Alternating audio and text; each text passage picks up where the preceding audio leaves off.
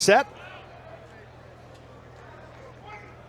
Fastball misses upstairs for ball one. Yeah, Curiel has had an outstanding freshman campaign for LSU so far. I mean, you see him 6'2", 182-pounder. Comes in hitting .434, 19 RBIs on the year. And how about this? He has reached base safely in every game so far this year for LSU. Well, that's setting the table at the top right there. Yeah, I mean, look, we talk about this in the SEC. There's very few freshmen in the SEC that can come in right away and make a difference. Yep. Especially go to the top of a lineup. It is very unusual, but the kid, you know, his understanding of the strike zone, you look at the on-base percentage, he leads the SEC in walks, and that's why he's sitting at the top of this LSU lineup. In there for a strike right at the top of the zone. Count evens at 1-1. Interesting. A lefty-lefty matchup to start the game. We have the shift on by Texas defensively. Yeah, and you're talking about a kid that doesn't have a ton of at-bats. Just in his freshman campaign.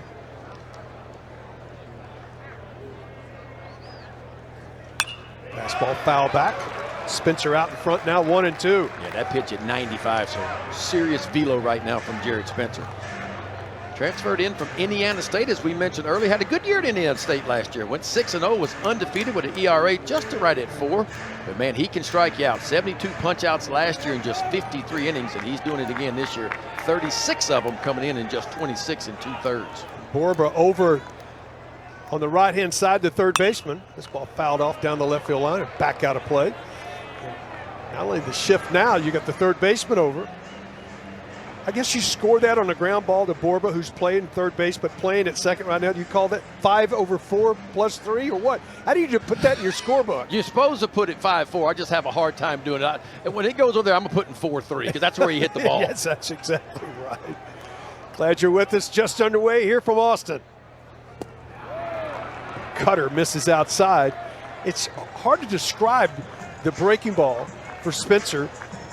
Sometimes he might get a little more spin to it, but it is so firm. To me, it's a cutter. They say it's more of a bullet spin slider, and what that means is it has more vertical break to it, more downward action. You know, your typical slider's got a little bit of vertical and a little bit of horizontal in it, and then you got the sweeper that is mostly all horizontal. This is more what they call bullet spin, which means it just kind of goes straight down. Just gets a piece of it, keeps the at-bat alive. Right off the bat, we got a battle right here. He swing and misses. Yeah, out of the zone. And that's what he does. He gets ahead and he can expand that zone with that high velocity fastball. He can push it up when he needs to. Now, he's got 2 fastballs. He'll throw the 4-seam fastball and a 2-seamer as well. 8th pitch of the at-bat coming. And a good solid at-bat right here to start the ball game. Well, this is kind of what LSU does to you, right? I mean, you look 3rd in the SEC in walks. They walk a lot. You look at on-base percentage. They're 3rd in the country. They can do a little bit of everything, and what they do is they're going to make the opposing pitchers throw strikes. They will take their walks, and they're very good at getting on base. Long pause, 3-2 again, upstairs, and an excellent bat to start the ball game. 9 pitches and earns a walk. And that almost looked like an off-speed pitch, almost like a changeup from Spencer right there. That surprised me, 3-2. Leadoff base runner. Jared Jones will step in. Jones, big, strong right-handed hitter.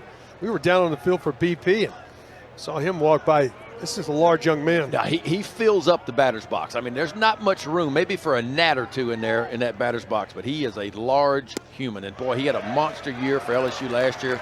28 long balls. That was 4th best in the SEC. And he was a little bit slow getting started this year. He only had 2 home runs through his first 13 games, but he's hit 6 home runs in his last 9 games, so he is certainly picking up the long ball pace. Hits the inside corner with a changeup. You don't want to leave it there. It was good. You fool the hitter with the velocity bend, but you don't want to leave that ball in middle in. Yeah, he placed that one perfectly right on the inside edge. And now you're the 0-2 count, so you don't have to throw a strike to get it out if you're Spencer. Throws over. Back in safely. Yeah, like last year, LSU not running much. They only stole 39 bases last year. They do have 20 this year, but that's 14th best out of 16 teams in the SEC. Spencer set, checks the runner. It's that cutter in under the hands for the strikeout. Boy, and you're right, that is a hard cutter. That one at 90 miles an hour, and that's how you do it right there. 0-2 count, 1-2 count. You want to throw something that starts in the zone, but that was a perfect pitch. Started in the zone, and as it traveled towards home plate, it disappears down and in and just underneath the bat of Jarrett Jones. I like to hit and could hit. I wouldn't want to face that regular. That's not fair. That is not you fair. could tell the way Jones swung it, and that's a guy that was hitting 424 coming in. Dickinson steps in. Daniel on the right side. First pitch in there for a strike. 6 foot, 200-pound junior transfer, Utah Valley. Yeah, had a Washington big year. native. Big year at Utah Valley last year. 18 homers, stole 32 bases. It's off to a good start this year. 6 homers, he's driven in 28. Yeah, Jay Johnson gave him the number 14 because he said, "You remind me of Charlie Hustle, Pete Rose." He said, "The way you play the game wide open, he plays it like his hair is on fire." He said, "I'm going to give you number 14," and Dickinson took it and ran with it.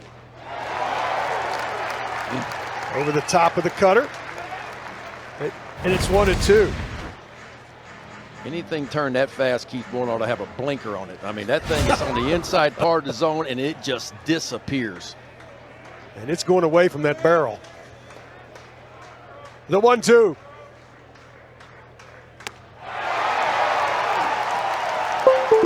Comes right back with it, Ben. Why not? I mean, keep throwing it until they show you they can hit it. And right now, LSU not sniffing this pitch right here. And it's got that late, you talk about that bullet spin, it's got that late break. It looks like a four-seam fastball coming in there, and you go to get it, and it just runs away from the barrel. Ethan Fry will step in, the DH. 6'6", 225-pound junior. Louisiana native.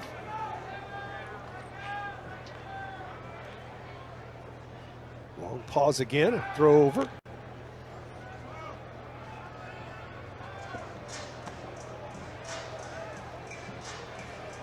See the numbers on the year. From the right side, he's been really good against left-handed pitching. Yeah, and that's what Jay Johnson can do to you. He can match you up and try to grab the platoon advantage. And you'll see Ethan Fry, he'll play mostly against the left-handers, and then all of a sudden when a right-handed pitcher comes in, you could see somebody totally different, like a Jake Brown come in for Ethan Fry. You know, depth is going to be important when you get into a 30-game conference schedule in the SEC. No doubt. I mean, that's what that's what he prides himself on his offense this year. And it is a much improved offense from what it was last year. We talked about this, me and you did before the game. LSU's offense last year was 111th out of 300 teams nationally. And this year they come in scoring over 10 runs per game. They are third best in the entire country in runs per game. Yeah, and offense is about scoring runs. That's it. I mean, you can say, yeah, this got a great average, but it still comes down to this swing and a miss on a good heater. But, Ben, scoring runs is what an offense is. Yeah, and it doesn't matter how you do it. I mean, LSU's relied a lot on the long ball the last couple years. Not so much this year. Home runs are down a little bit, but what is up is sacrifice bunts are up, hitting runners in scoring position, 1 through 9, pressuring you up. That's what they've been able to do so far this year. Now, I'll say this about LSU. The schedule has not been great to this point, and this is their first true test. And you can see the numbers the last couple of years. You see the home run production in 25 down just a little bit, but they're not striking out nearly as much. They're walking a little bit more. So, as you mentioned, there are different ways to score runs. Change up in a 2-1 count. Yeah, that's a difference maker. Anytime, I don't care what level you play out, anytime you get yourself as a pitcher in a fastball count and you're able to land something other than a fastball, that's when the game starts to change a little bit.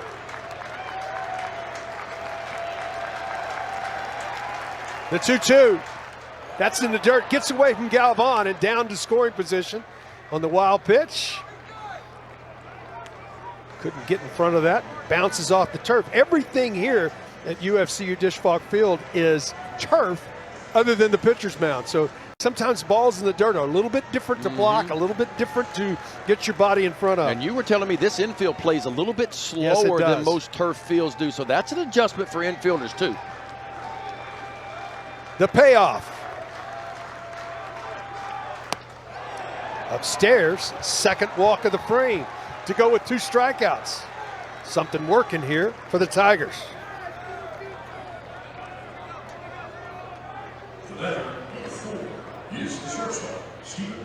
2 walks, 2 strikeouts. Welcome to baseball in 2025. Boy, it is true.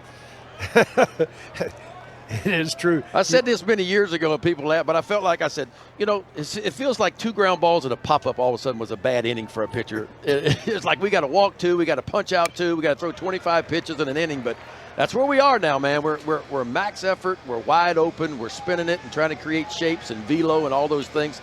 That's just where we are because velocity is king. It always has been king, and that's kind of where we are now. I was a guy with 2 strikes. I'm going to hit it to right field and drive the run in from second. Right. You know, now 2 strikes, you're still thinking about going deep. The 0-1. Good cutter. We're going to say that a lot because it's a good one. It is a really good one. I heard a lot about it. Now I'm seeing it for the first time, and I see why it is such a good pitch. Look at the numbers on the year. Opponent's only hitting 146 off of that cutter of Jarrett Spencer's. Now, they hit the fastball pretty well so far this year. Opponent's hitting 319 off the fastball. The 0-2. Right back with it. Strikes out the side. Max Ballou, though, reigning Big 12 Player of the Year, obviously now in the SEC. And when you look at him, he is one of those explosive players. But the guy that's made this really go is at the top is Ethan Mendoza, is one of those other guys. Those 2 guys at the top, main part of this offense, Ben. And that offense will face the sophomore left-hander, Cade Anderson. You talk about having a really good year. Makes a transition from the bullpen guy last year in his freshman year into that Friday night road. You see he's out of Madisonville, Louisiana, about 45 minutes east of Baton Rouge.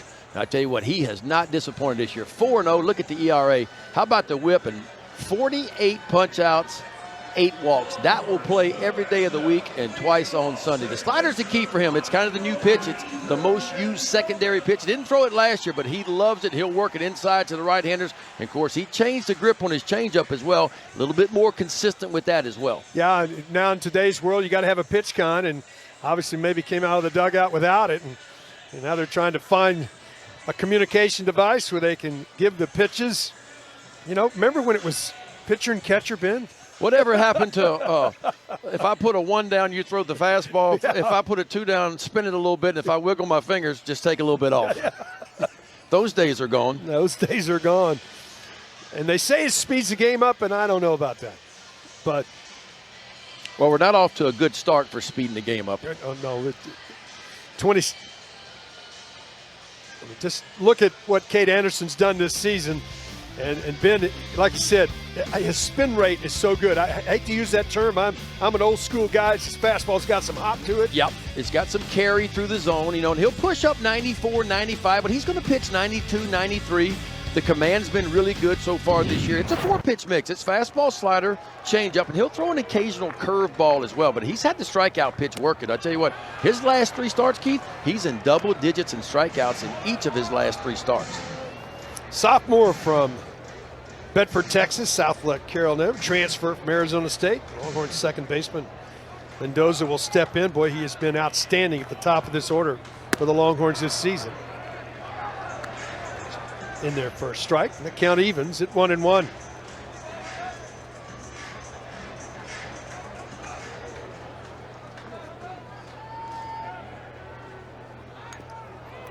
Butts through it, actually gets a piece of it. Yeah, I got a piece of Luis Hernandez behind home plate as well. You've been there before. Yeah. That is not a good feeling, I wouldn't think. Yeah, a little professional courtesy here. You give it time. You just cannot catch your breath. No. That's just what happens. You just can't catch your breath. When you get hit below the equator, you can forget about it. It's not fun. I'm telling you. Set to go now. Anderson ahead 1-2. Mendoza steps back in. Lays off a breaking ball. That's that slider you were talking about right there. Yeah, he tinkered with the slider last year is what the pitching coach for LSU told me, Nate Yeski. He just never was confident enough to bring it into a ball game. Worked hard in the fall, started to develop it, got a feel for it, and now he's actually using it more than any other secondary pitch. Ball foul back out of play. It's a pretty good mix, though. I mean, fastball 51% of the time, slider so far this year 21% of the time, and then 18%, 10% with the changeup and the curveball. So it's a real 4-pitch mix. Yeah, I mean, with fastball just at 50%, I mean, there's a lot of people who use the fastball a lot more than 50%. And look, he's a draftable sophomore, too. And right now, a lot like Ballou out in right field for Texas, I mean, he is a guy that could be a second-round pick this year. That's kind of where he's projected to go. He appealed. Did he go? He did not. Mendoza able to hold it. Did he go? Ooh, yeah. You and I both agree he did. I know one thing. If I'm standing on that bumper, I want that one. Because if he'd have hit it, it might have been a double. Well, if I was catching you behind the plate, I'd be yelling for it too.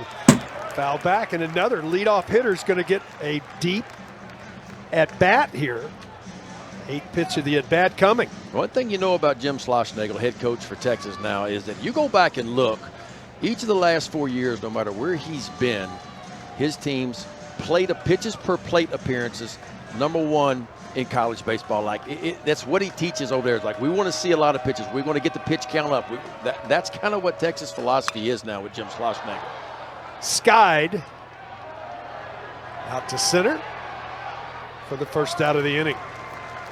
Sun has gone away here. Usually evening games start a little earlier than this. Right field is a very good sun field, but the light's in full effect now. Wind has started. Right here, it's twilight. Yeah, Chris Stanfield, I don't know if he saw that ball that well. You're right, it's a tough sky. You see the way he caught that ball? It didn't look like he was very confident in the way he caught it. Max Ballou steps in, the junior from Aledo, Texas, Dallas-Fort Worth Metroplex area. Longhorn right fielder will step in.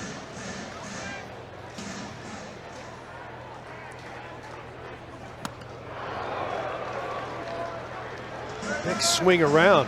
Hernandez got the worst of that as the barrel of the bat on the backswing caught Hernandez. That's why they wear that helmet now, which is a smart idea. Yes, it is.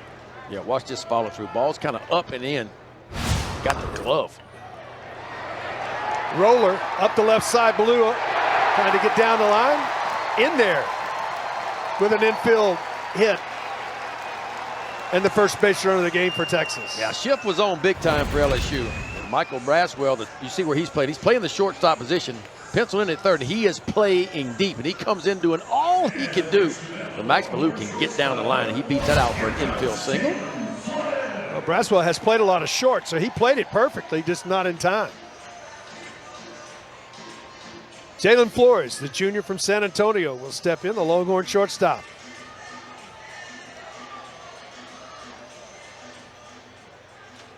They're going to call a strike on Flores. He did not get in the box quick enough. And I think that is strike one. Yes, so it's 0-1 to Flores.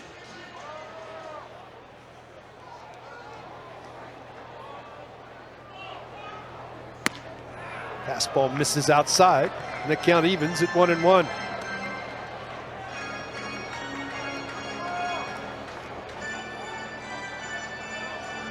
They play Flores to pull in the infield, straight away and deep in the outfield.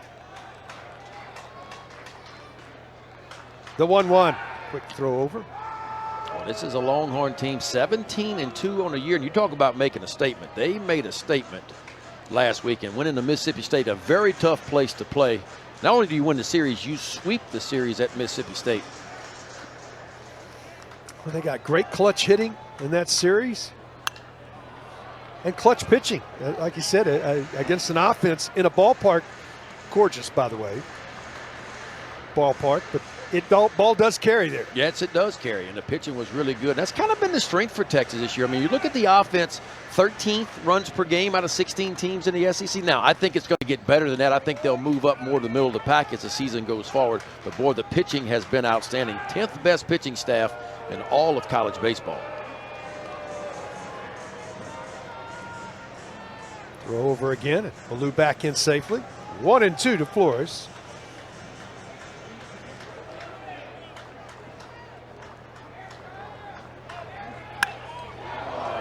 Hit hard down the left field line, but hooked foul. out of play. First big curveball of the night so far by Cade Anderson. It's been fastball, slider heavy. There's your first traditional breaking ball. Was there a pattern that you tried to use, Ben, when in a pitch selection as a pitcher? First time through the lineup, I didn't want to show you everything I had unless I just had to get out of a jam. Then you're wide open and you're max effort at that point. But if I could navigate the lineup the first time and maybe save a pitch or two, because the idea, years ago, and I think it still should be the idea today, is I don't want to get through the lineup once or twice. I want to try to get through the lineup 3 times if I can, especially for your Friday night guys, because your Friday night guys are the tone setters. And if you can go deep as a Friday night guy, you save those bullets in the bullpen for game 2 and game 3. But if I only go 5 innings in game 1, now I'm starting to stress my bullpen for the back end. And so that's why it's so important to have your horses on the mound on Friday nights to give you length, and that's what you need. Foul tipped, held on for the strikeout, the first of the night for the left-hander. Cade Anderson came in with 48 of those, make it 49 now. You talked about that fastball. We've seen up to 95 tonight, but it's got that cop. It's got that carry through the zone. And back when me and you were playing back in the day, I used to hear y'all come back dugout and go, man, the ball kind of jumps like it explodes. Well, now we know what that means. It's a high spin rate fastball, which means it just has that extra carry through the zone. Gravity doesn't affect it as much, and that's what Cade Anderson has. He doesn't throw any 2-seamers. He's not about sinking the fastball. He's going to ride that 4-seamer up just about belt high is where he wants to put it. And you see it so well, Ben, as a hitter, and I think, I can get on top of that, and you can't. Right. You think you can, but your eyes deceive you where it is. I remember talking to Alex Bregman some years ago when he came back to LSU, and I said, okay, when you're facing a Justin Verlander who has that extreme hop on the fastball, what is your approach off of it? He said, believe it or not, I'm trying to hit a ground ball. I want to get where I think the ball is. I'm actually swinging to the top part of the ball because I know my eyes are deceiving me. So that's kind of where we are now. Challenged him with that heater to Galvan, a junior from Sinton, Texas, down along the Texas coast. Has really been hot. Off to a fantastic start. Leads the Longhorns in homers. Ooh, 96. That's a lot of velo for Anderson. That's quickly 0-2 to Galvan. We got 2 dudes on the bump tonight. I mean, 2 left-handers, both of them up to 96 so far. This is kind of like good old-fashioned. Hanging off the rafters here, and a 0-0 ball game. 25-pitch first inning for Jared Spencer, Ben, and he comes back out facing 6, 7, and 8 here. Yeah, he needs a pretty quick inning right here. 25 is a lot. Of course, the idea for him is like it is for any Friday night guy, length. Tristan steps in, West Monroe, Louisiana senior. Right fielder from the left side in a lefty-lefty matchup.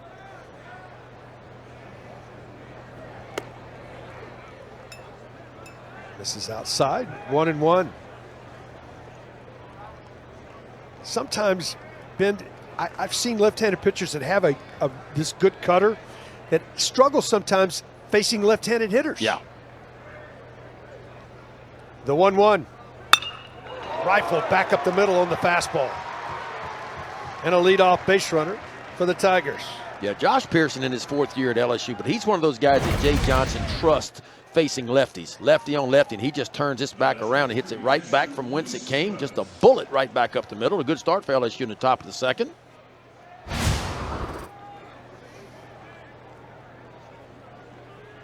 How about these 2 guys? They ought to know each other pretty well. They know each other. Teammates last year at Indiana State. Hernandez steps in. Squares the bunt. Good bunt out in front. Plays to first base. Little sacrifice. Goes 1-3 if you're scoring, and into scoring position. And that's kind of what's different for LSU this year versus the previous couple years. You wouldn't typically see a sacrifice bunt in the 2nd inning of a ballgame, especially for a guy at Indiana State last year that hit 23 home runs, did Hernandez. Head coach out to talk.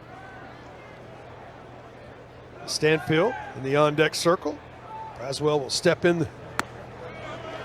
First pitch in there for a strike. Georgia native, 6'2", 210-pound right-handed hitter.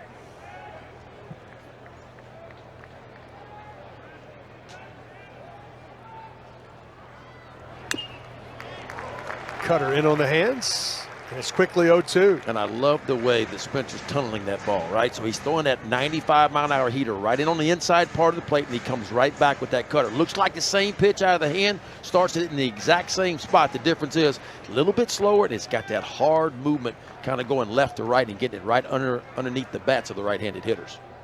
That is a deadly combination if you can execute it. The 0-2. Fouled off right side. Back out of play. Well, as darkness starts to set in here in Austin, we said this wind would lay down, and it's really starting to lay down. And once that happens in this ballpark, this becomes one of the bigger ballparks in the SEC. Yeah, I think to say, if you go around the SEC, this may be the best ballpark to pitch in. As you said, the infield turf a little bit slower. Of course, you got some room in the outfield. Ball doesn't carry quite as good. There's that changeup again. He's wanting to work on that. He's struggled with the location of it right now.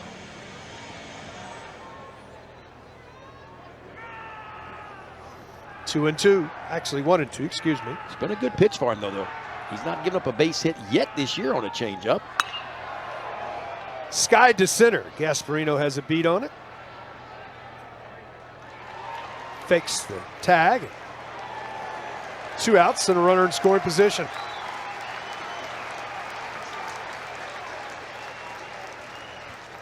Stanfield will come to the plate.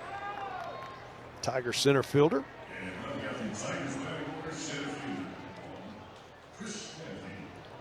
6'2", 195-pound junior. Transferred in from Auburn University. Florida native. Tallahassee as he steps in.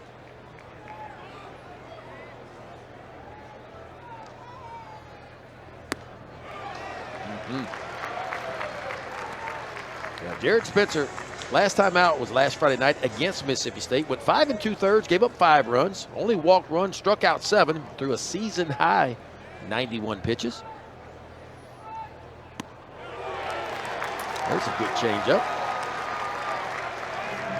Yeah, I think that's going to be an important pitch for him. See the numbers in his last start. The 0-2. Comes back, catches the outside corner for the strikeout. LSU threatens come up in competing for the title. That will be Saturday, right here on the SEC Network. Don't forget, 2024 national champion is LSU in that. That's right. First evening session. First national championship ever for the gymnastics squad at LSU. Adrian Rodriguez, freshman from Flower Mound, steps in, moved down in the order a little bit to the 5th spot in the order. Got off to a red-hot start, has struggled over these last 6 to 8 ball games, moving down in the lineup, but ahead in the count, 3-0. Switch hitter from the right side.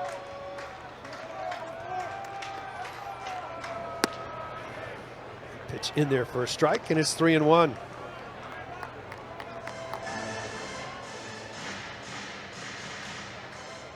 Anderson pitches from the extreme left-hand side of the rubber, their third base side. 3-1 breaking ball in there for a strike. Now there's that new pitch, that slider of his. And we talked about it. I mean, he is not afraid to throw that pitch just about in any count, any situation. 3-1, you think you're getting a heater, right? Instead, he bends that little backdoor slider in there. And the payoff now. Fouled off right side. You know what that does to you as a hitter? All of a sudden, I can no longer, I'm not saying guess, Ben. I'm going to say I can't anticipate as a hitter. Because you work counts to hitter and say, all right, I'm looking for this pitch, this speed, this spot. Right. I don't know if there's anything. I know in Major League Baseball the last 4 years, there's no such thing as a fastball count anymore. No, we're throwing more off-speed pitches than we are fastballs at the big league level now. To short, up with it, across the diamond. That's the way the bottom of the second starts. Oh, I agree with you. I watch a lot, watch your Orioles and other teams, and I think, you know, I used to work to get this count. But yeah. That doesn't necessarily mean I'm going to get what I thought I was going to get.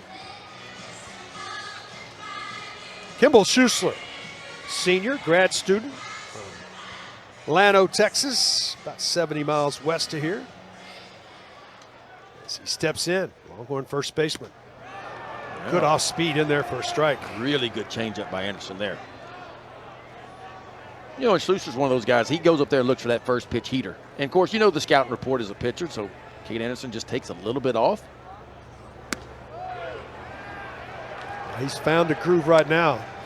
Everything with a purpose and hitting his spots. 30th pitch of the game coming. That's what I like to watch. I like to watch where the catcher has the glove and see how close the pitcher comes to hitting that particular spot. That's how you really know if a pitcher's on his game or not. This is outside. Boy, it becomes it as an ex-catcher. And I can tell you, it becomes a really fun game when you get everybody in this flow, in this circle. Right. We're all working together. Foul ball, nice play up against the wall. What a nice job by Jones to secure that baseball. That ball came back to the field of play. It was a basket catch, but a good one. Yeah, Jared Jones 3 years ago came to LSU as a catcher, and they quickly realized he was probably outgrown that position as big as he is, so they moved him over to first base, and he has worked extremely hard on his defense the last couple of years. Well, that's a fine play right there. He secured it as he was going against the fence. I love how he turned his body where he could keep the ball off of the fence. Casey Borber will step in. Sophomore. California native. Longhorn third baseman. First pitch misses outside for ball one. This is an LSU defense that has been on point so far this year, coming fielding 981 as a team. That's a good number. Yeah, you start getting 980 and above, and it is really, really good, especially for college baseball. Right side, back out of play, count evens. Anderson continues with a good mix, using all four of his pitches. See that defense for LSU, see how much better they are this year versus last year. They struggled on defense early. Now, they got it going defensively toward the end of the year last year. The defense has been really good. Daniel Dickerson has made and that was a big question. Could Stephen Milam go from the second base position over to shortstop to where he is right now? Because they questioned the arm strength to play shortstop. There he is right there. As far as his agility, he is really good. He can move, but they questioned the arm strength. Could he get the ball over from the hole? So far this year, he's shown that he's been able to do it. And what he does he gets to the ball very quickly, and it's in and out of the glove. And that's how he makes up for maybe not having a cannon of an arm, but he can get it in and out and over to first base very quick.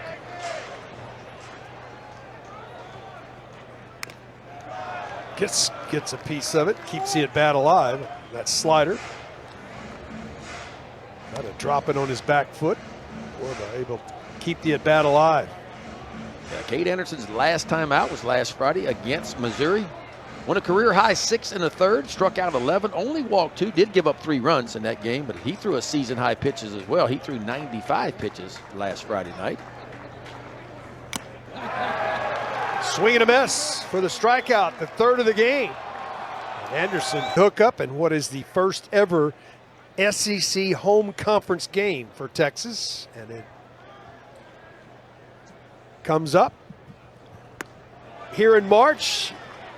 I think a lot of people in Texas have been looking forward to this for a long time. Yeah. Well, this is where you find out kind of where you are. Neither one of these teams have played big-time schedules to this point, although Texas swept Mississippi State last weekend, which was a huge weekend. But now after these 3 games, and the dust settles on these 3 games, you can kind of find out where you are.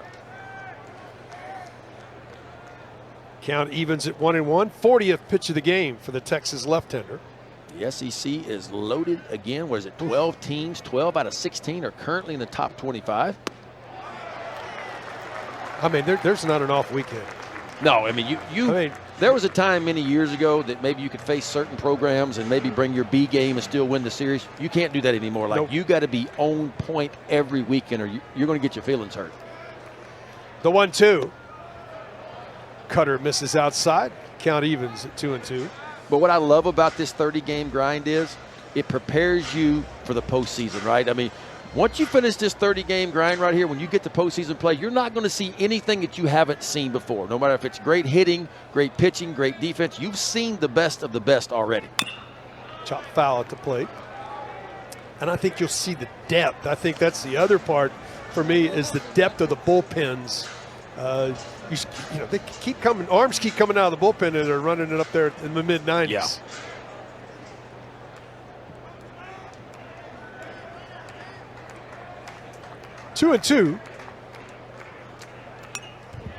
Good hack, fouls that ball straight back. It was like he was trying to go to left field with that. Well, that's what's kind of made Curiel so special for LSU. And another reason why Jay's got to hit him at the top of the lineup. Obviously, he takes a lot of pitches. He gets on base, but he will use the backside of the field. You go back and look at his base hits. He's got as many base hits up the middle to the backside of the field as he does to the pull side. The 2-2 again.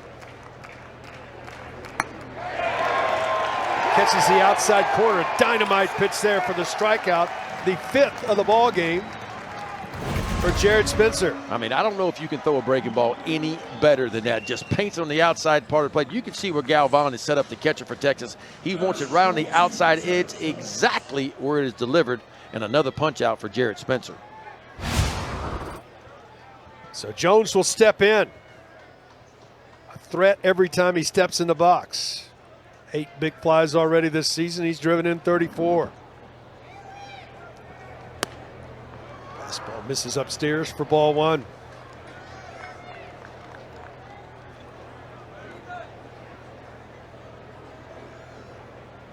Strikeout victim his first time up.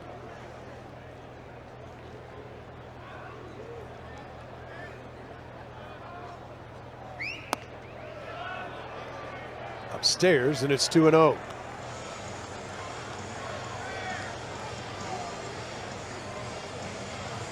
Hitters count now.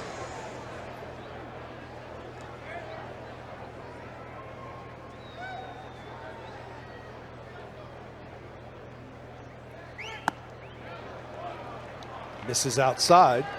A leadoff walk to start the game. Since then, well, you also had the walk of Fry, so did not walk a batter in the second. Yeah, and careful here. Don't think Jared Jones doesn't have the green light on a 3-0 count, because he does.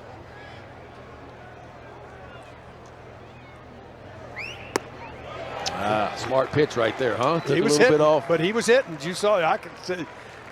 And Jared Spencer knew he was hitting too. 3-0 count, you think you're getting that fastball, right? But he just takes a little bit off, just dots a changeup right at the bottom of the zone.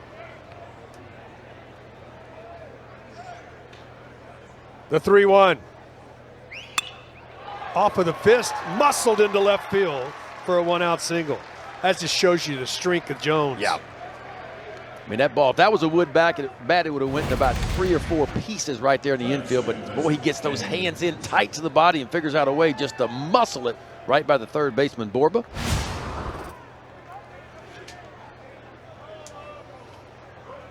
Longhorns at double play depth now in the infield. Dickinson will step in.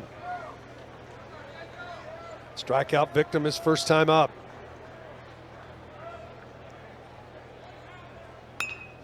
Drag bunt, good one. If it stays fair, it's a knock, but Galvan does a nice job. Get it in foul territory. That was a base hit if it stays fair. I think Daniel Dickinson reading the third baseman Borba and saw Borba playing back. So, you know what, you're going to play back. I'm going to lay one down. And Dickinson has done that a few times this year for LSU.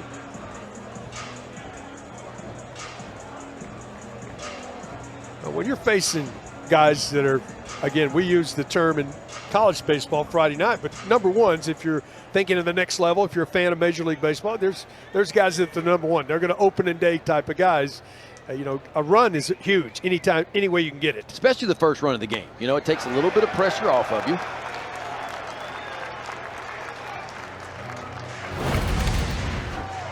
Another good slider, just down and in. Check swing, looked like he foul tipped that ball. He did.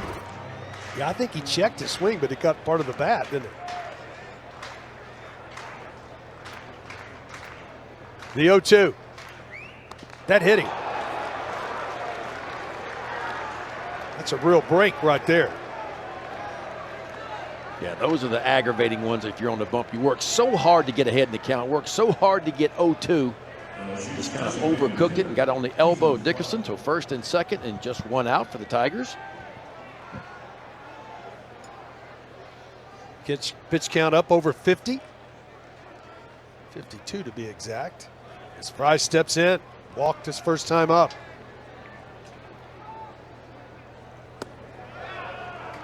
Downstairs with the fastball.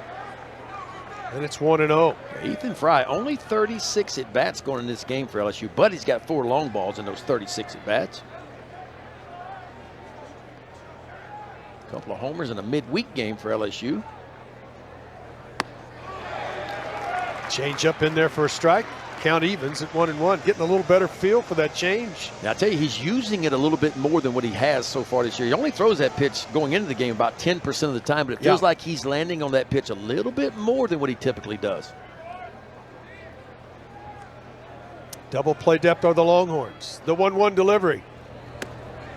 Come right back with it. Missed inside. And it's 2-1.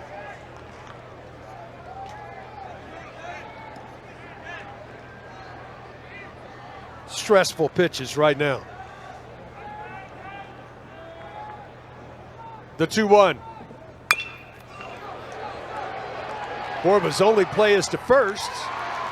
Everybody moves up 90 feet. Borba to Schussler, and there's 2 gone.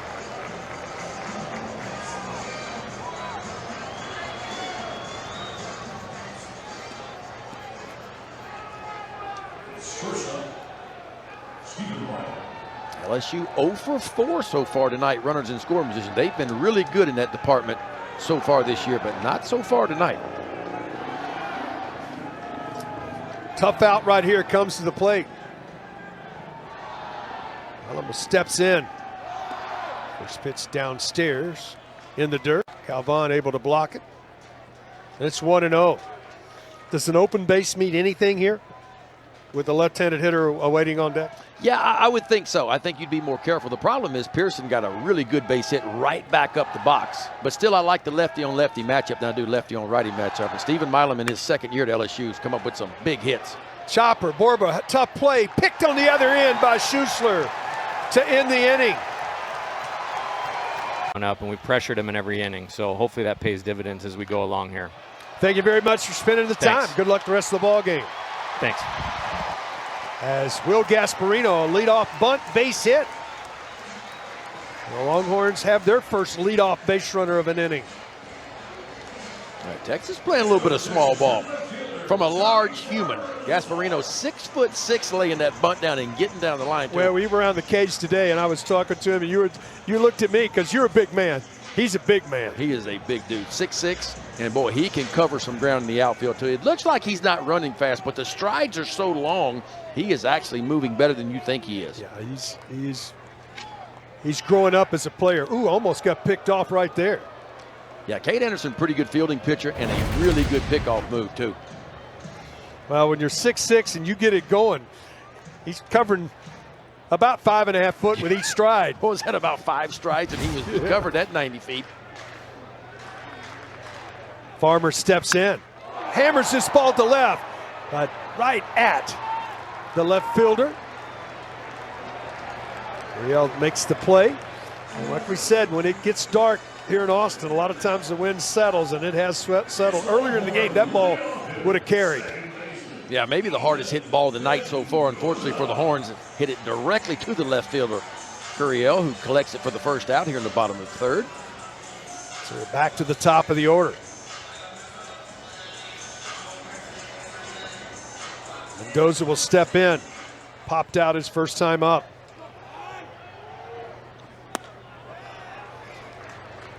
Exit velocity 108 that time. You got to put that in perspective. In the big leagues, anything that's hit 95 miles an hour or harder is considered a hard hit ball. That one, 108 off the bat. Well, that's something we're going to have to adjust to in college baseball. But that's your and our opinion. But I think we're going to have to do something because we're seeing a lot of balls exit. No, and look, to your point, it's alarming. And everybody's thinks it's fun, and it is, until your son's out there on that bump and you got balls whizzing by him at 108 and 110, you know, and the exit velocity. I've always said this is, and I love to see the ball fly out of the ballpark. I do. I think homers are one of the most exciting things in the game. However, I think we've gotten to a point where exit velocities are a little bit alarming right now. It is to me. Anytime we start creating more exit velocity than what the biggest, stronger guys in all of the world can do, and that's major league hitters, when you're exceeding that, and that's what we're doing now at the collegiate level, I think it needs to be dialed back. Now, I don't want to dial it back to where we dialed it back in 2012, where the offense was almost non-existent. I'm not saying that. I'm just saying we got to quiet down the exit velos just a tick. Just misses outside. And I think that the bat companies have done a pretty good job of getting that level. We may have to look at the baseball. Talking to more and more people, and look, this is about the third year, 3.5 years of record home runs. I mean, the average SEC hitter in today's game is hitting 306. That's the average hitter, what he hits right now. He just takes that heater, fooled him on the inside corner for the fourth strikeout. That's a little paint piece right there, and well done by Cade Anderson. Luis Hernandez, the catcher from LSU, just kind of rocked gently to the inside part of the plate, exactly where it was delivered. So fourth strikeout of the day for Cade Anderson. I love his mound presence. You told me he was. He looks like he's out there having fun, relaxed, flipping the ball around a little bit. He's not being coy. He's just very relaxed on the mound. He's very confident in his abilities and what he can do. And that's what Jay Johnson loves, because Jay Johnson has some choices for Friday night. You know, you got Chase Shores, who pitches game 3. You got Ianson, who had a big year last year, transferred into LSU. Could have gone with any of those couple of guys, but chose Anderson mainly because of what you're mentioning, his demeanor on the mound. Like, you never know if he's having a good game or a bad game, just kind of even keeled. Throw over. Gasparoni will back in safely. Yeah, I'm impressed watching him. Both of these pitchers, he's got a rhythm. Yeah. And he stays in his rhythm. Both of these pitchers are on their game. This is what you hope you see on Friday nights in the SEC. Popped up, back behind home plate. It'll make its way into the stands. Somebody gets an effort to get a souvenir. And Baloo down 0-2. Just don't drop your adult beverage. Well, yes, and not on me, please.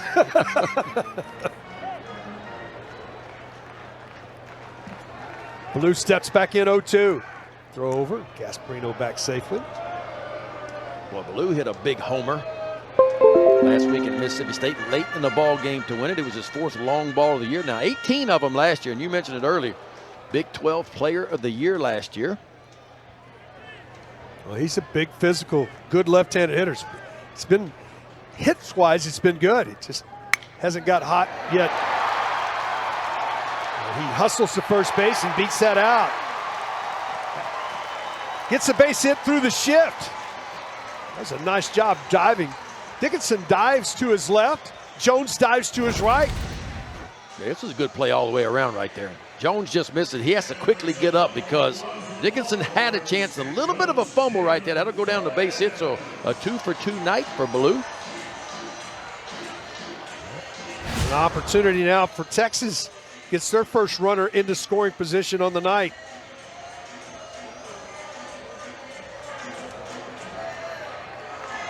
That'll prompt a visit.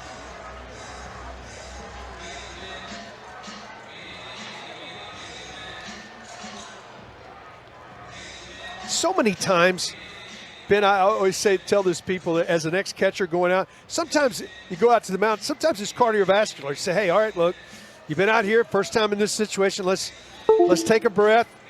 And there's really not a lot's being talked about out there. Right, not so much mechanics, because Cade Anderson is pitching a really good ball game at this point. And I agree, sometimes just want to go out there and slow the heartbeat down a little bit, maybe get him focused again, maybe go over the scout report really quickly and let him go to work.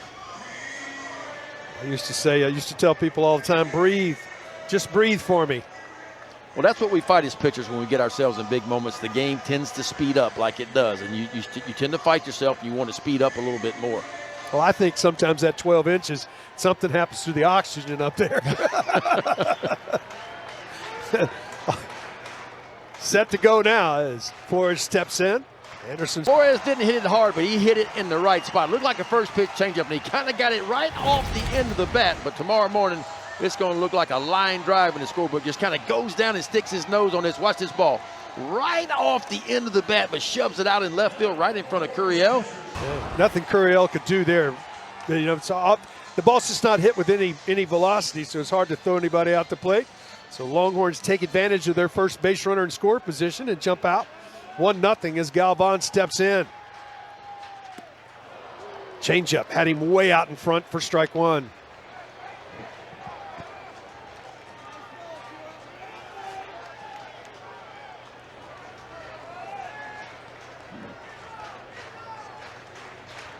Galvan with great power the other way. He's quickly down. Boy, that's, you talk about a tough combination. You get 0-2. 83 change up first pitch, and then he comes back with 95. So 12-mile-an-hour difference between those two pitches, and that's tough for a hitter to adjust to. And not only was it 95, it was perfectly placed on the inside part of the plate. Yeah, this tied him up. Couldn't get extended. The 0-2. Upstairs.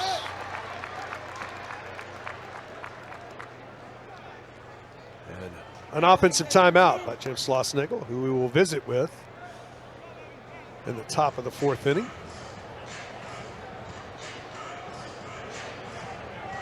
You get 3 a ball game offensively. In his first year as a head coach.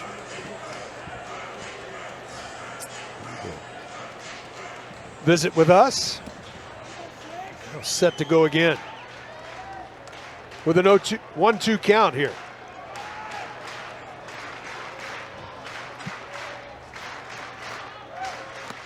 Got him. Texas gets on the board. Let's hook him. We go to the top of the fourth as Spencer back out there. I don't think we've seen a better environment here at the dish in a long time. We have a pinch hitter coming to the plate. No, I think it's Josh Pearson. It's still Pearson. Yeah. First pitch upstairs for ball 1. Singled up the middle his first time up. Lefty-lefty matchup here. 61st pitch for the Texas left-hander. Downstairs with a changeup. And it's 2-0.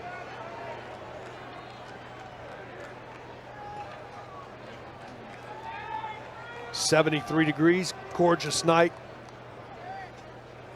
Not much breeze now. Fastball misses in.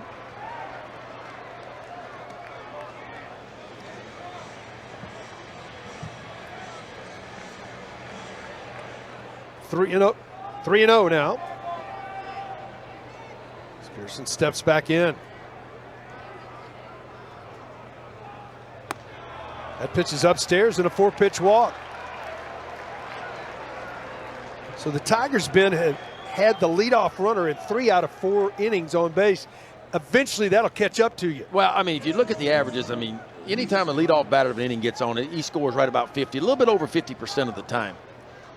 But I tell you what, Jared Spencer, when he's needed to, he's been really, really big. LSU's had 5 opportunities with runners in scoring position. They are 0 for 5 at this point. Set as Hernandez steps in. Bunted in this scenario his last time up. Pulls the bat back. That pitch misses downstairs. 5 in a row missed by Spencer here in the top of the fourth when he's been staked to a lead. Yeah, we always talk about, and maybe we use the term shutdown inning a little bit too much, but anytime your team goes out and gives you the lead, so important to stack a 0 the next time out. That fastball in there for a strike, and the count evens at 1-1.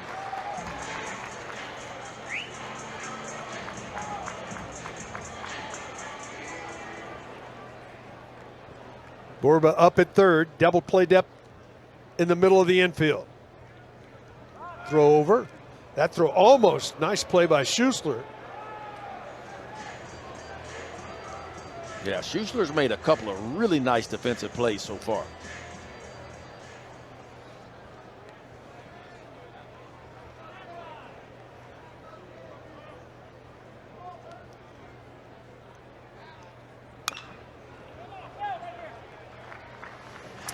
Welcome to Austin, Texas, after the walk-off by the Wildcats of Kentucky.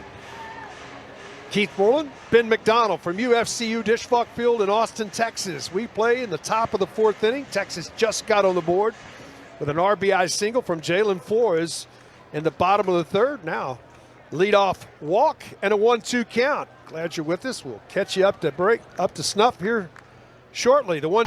Boy, the cut fastball, trying to get on the inside part of the plate. But you see this ball is elevated just enough, and Hernandez does a really good job getting those hands in tight to the body. The left fielder Farmer going back, and he just runs out of room on that 2-run homer. What an answer by the Tigers. Leadoff walk and a 2-run shot. Still nobody out here in the top of the fourth. Pitch in there for a strike. What a difference 2 pitches or 3 pitches make in a ball game.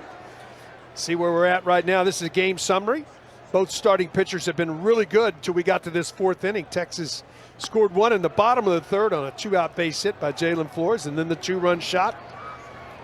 And now the Tigers with a 2-1 lead. Yeah, LSU's had traffic in every inning. 0 for 5 with runners in scoring position. Wow, really good changeup, pulls the string to Spencer. 70th pitch to the ball game by the Texas left-hander. And what makes the changeup so good, Keith, and you know this, is he uses that cutter to Spencer to the inside part of the plate to the right-hander. So he speeds those bats up, and he gets them cheating to that ball on the inside part of the plate. Then he pulls the string with that changeup, and that's a really good combination. Comes back, gets the strikeout. That is the 6th of the ball game for Jared Spencer. He is racking them up, and he can do that. Came in with 36 strikeouts and 26 2/3. That's that bullet spin slider of his. And again, we're going to hear us talk a lot about that slider of his. Loves it to the inside part of the plate. It's not a traditional shape to that slider. It's got more vertical and more downward action in it. It's not like a traditional slider. Zenfield will step in. Strikeout victim his first time up. First pitch in there for a strike.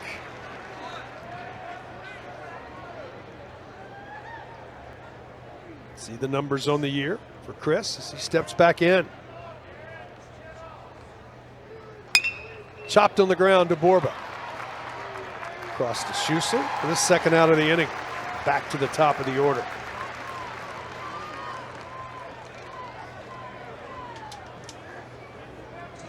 There haven't been a lot of quick innings. Spencer now trailing 2-1, but you know, you got 6 strikeouts. First of all, strikeouts run your pitch count up, Ben. Yes. And then you throw in there with it. The other thing he's got 4 walks under his belt as well. Right. And you're facing a team that takes a lot of pitches at LSU. They're going to make you throw strikes. One of the best teams in the country when you talk about runs per game, on base percentage. Very high walk total. They don't strike out a ton, although they have so far tonight. There's your K's. 6 of them. The 1-0. This ball, nice piece of hitting going the other way. Curiel, this is going to be tough. He's headed to second with an opposite field sliding double. Love his approach at the plate. That is Derek Curiel at his best, and that's what he does as a true freshman. You don't see many true freshmen walk on campus in big-time college baseball and play, much less go to the leadoff spot, but that's what makes him special right there, the ability to spray the ball all around the field. You pitch him away, he's going to hit it that way. You try to get on the inside part of the plate, he's quick enough to pull the ball and get the barrel of the bat to it as well. Yeah, just leave left home plate thinking 2. That's the other thing I like. I like this style when he left home plate. With 2 out, he's thinking, I got to get in the scoring position. Jones will step in. He's 1 for 2. Runner in scoring position here.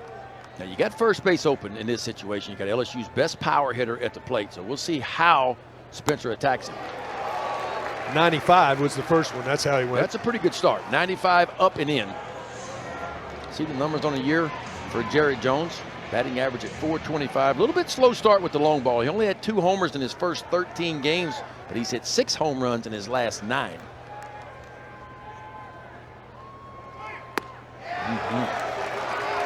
It's a smoke show right now. Both fastballs, one at 95, one at 96, both painted perfectly on the inside part of the plate. Well, the changeup could be a good pitch right here if he can get it down and away and out of the strike zone.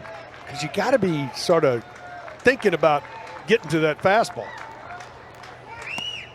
Tried to climb the ladder. Boy, 97, huh? Still a bunch left in the tank for Jared Spencer.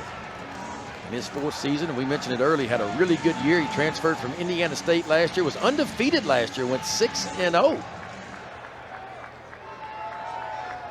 The 1-2. Nice block by Galvan. Evens the count now at 2-2.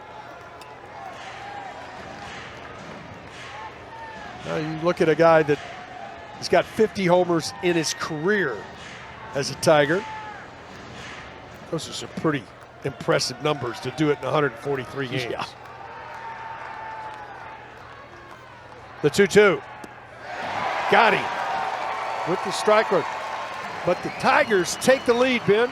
Tigers in the first ever SEC conference baseball game at the Dish as Adrian Rodriguez, the freshman, will step in, switch hitter from the right side. Number 2 LSU versus number 8 Texas. Boy, both of these teams off to fast starts. Texas 17-2. The only 2 games they lost have been both in extra innings. And LSU currently riding the best winning streak in college baseball. They've won 16 in a row. Boy, you're talking about 2 of the blue blood programs. Of course, LSU 7 national titles. That's the 2nd most ever. Texas, the 3rd most national titles at 6. And look at the trips to Omaha for the Horns. 38 of them. It's lots of opportunities. Both these teams have been, to go back to the legendary coaches, just, my gosh, these 2 programs have been the elite of college baseball. 2-2 to Rodriguez. Back up the middle. Nice play by Anderson. Underhands to first base. Takes a base hit away from Rodriguez. That was a really nice defensive play by Anderson. Yeah, not much Cade Anderson can't do on the bump. He feels his position very well. And this is a ball that hops up off the turf. And boy, how about that? Reaching back on the backhand side, well above his head to collect the out. A little underhand toss over to Jared Jones.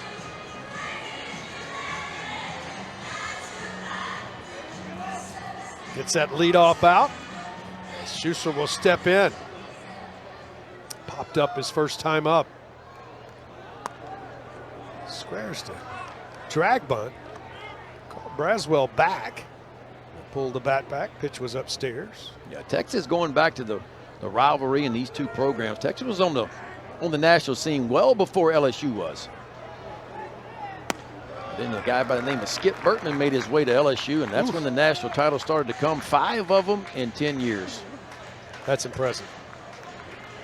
There's the 6 national titles for the Horns. Speaking of Skip Bertman, and I know I said it, me and you were visiting about this. Well, our thoughts out. and prayers with Coach Bertman. His wife just passed away a few days ago and had the funeral the other day, and I went to the funeral. But just want to let Skip know that I not only speak for me, but all the college baseball world. Our thoughts and prayers are with Coach Bertman and his family during a very, very tough time. Him and his wife, Sandy, were married for 63 wonderful years.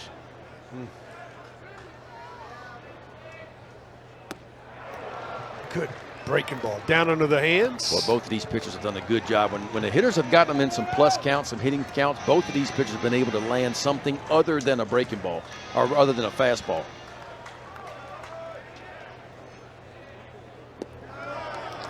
Downstairs, and the count goes full.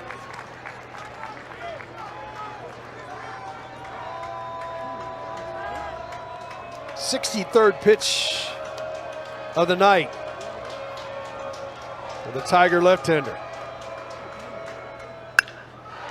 Rifled up the middle. Nice play to his right. Nice play. You can send right there. Field your position. Get an out. Well, the LSU defense, and we talked about it earlier. I mean, come in field in 981. And a big reason why is you got 3 shortstops playing the infield position. Dickerson played a little bit of shortstop in his college career. Of course, Braswell's over at 3rd. He played some shortstop last year for LSU. He was the everyday. And of course, you see how much better LSU has been this year defensively than what they were last year. Well, if you make a pitch, you want to get those outs. Borba will step in. First pitch in there for a strike. And Anderson really starting to settle in. This will be his 65th pitch. I mean, he's right on time. About 15 pitches an inning is where you want to be. He kind of did this against Missouri last week and gave up, 3 runs early in the ball game and then really settled in and retired 17 of the final 20 hitters that he saw. Well, they always talk about hitters becoming comfortable. I think pitchers have got to become comfortable in the game. It's about getting in a rhythm, and what you have when you start the game doesn't necessarily what you're going to end the game with, I mean, sometimes when the breaking ball, the changeup struggling, all of a sudden you'll start to see it come in the 3rd or the 4th inning. But both of these guys have really been pretty well on point since the very first pitch. Well, I've warmed a lot of people up as a catcher and then take them to the game, and I thought when I left the bullpen with them, oh, Lord, this is going to be a long night. And then they get to the mound, and all of a sudden something changed. I always say, what you have in the bullpen means absolutely nothing when you step on that game mound, because you cannot create that adrenaline flow in the bullpen what you get when you step on the game mound. And there was times, Keith, that I left that bullpen going, they're in trouble tonight. And all of a sudden I'm in the shower in the 4th inning, you know, and there was times I left that bullpen going, I got nothing. Like, I got absolutely nothing tonight, and you turn around, you're in the ball game in the 7th inning, you know, in a 2-run ball game. So bullpen, what I learned about the warm-up is it is strictly a bullpen warm-up, and then you're going to get a feel for what you have when you step on the game mound, and it's up to you to be able to adjust from there. We got a football. Well, do a little tossing in the bullpen. Of the Blue go to the top of the 5th, and a good one here. Keith Moreland, Ben McDonald from Dish Falk Field in Austin. Dickinson will step in.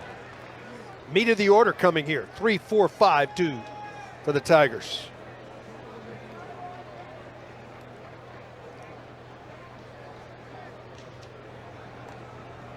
The 0-1 downstairs.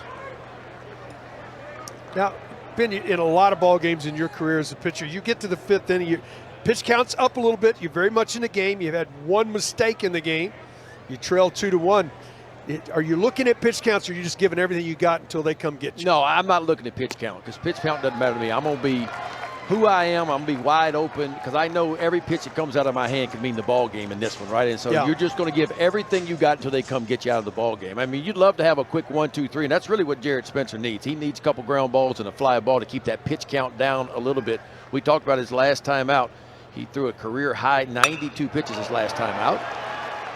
Made a mistake, left that ball up, and boy, did a nice job getting on top of it with a 1-2 count and another leadoff base runner. That is, they've done an outstanding job tonight, have the Tigers, of getting that leadoff runner on base. Was it 4 out of 5 innings? Leadoff runner has reached for LSU. And it has been constant traffic against Jarrett Spencer. LSU has threatened, but they're 0 for 6 with runners in scoring position. And those become stressful pitches because you're in the stretch. Fry steps in, 0 for 1 in this one. He has walked and grounded to 3rd.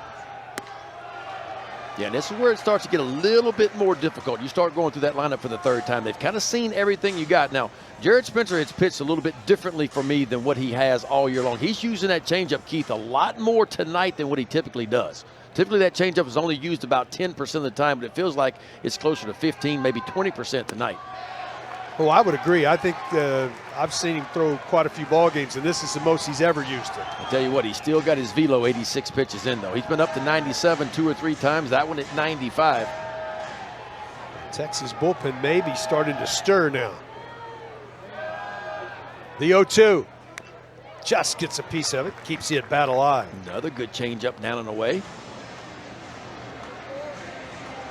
That's kind of the new pitch for Jarrett Spencer. Last year it was pretty much fastball, breaking ball, but developed a changeup. Why? Because he wanted to be a starter. And he knew to be a starter, I've got to have at least a 3-pitch mix. So he developed that changeup, and it's been a good one. Set again. The 0-2 to Fry. Laced into left field. Back-to-back base hits.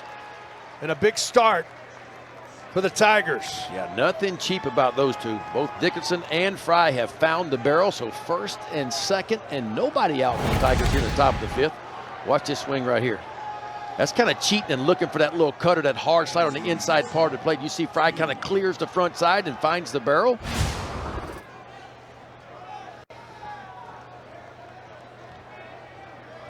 And the freshman Jaden Duplantier was up throwing, and also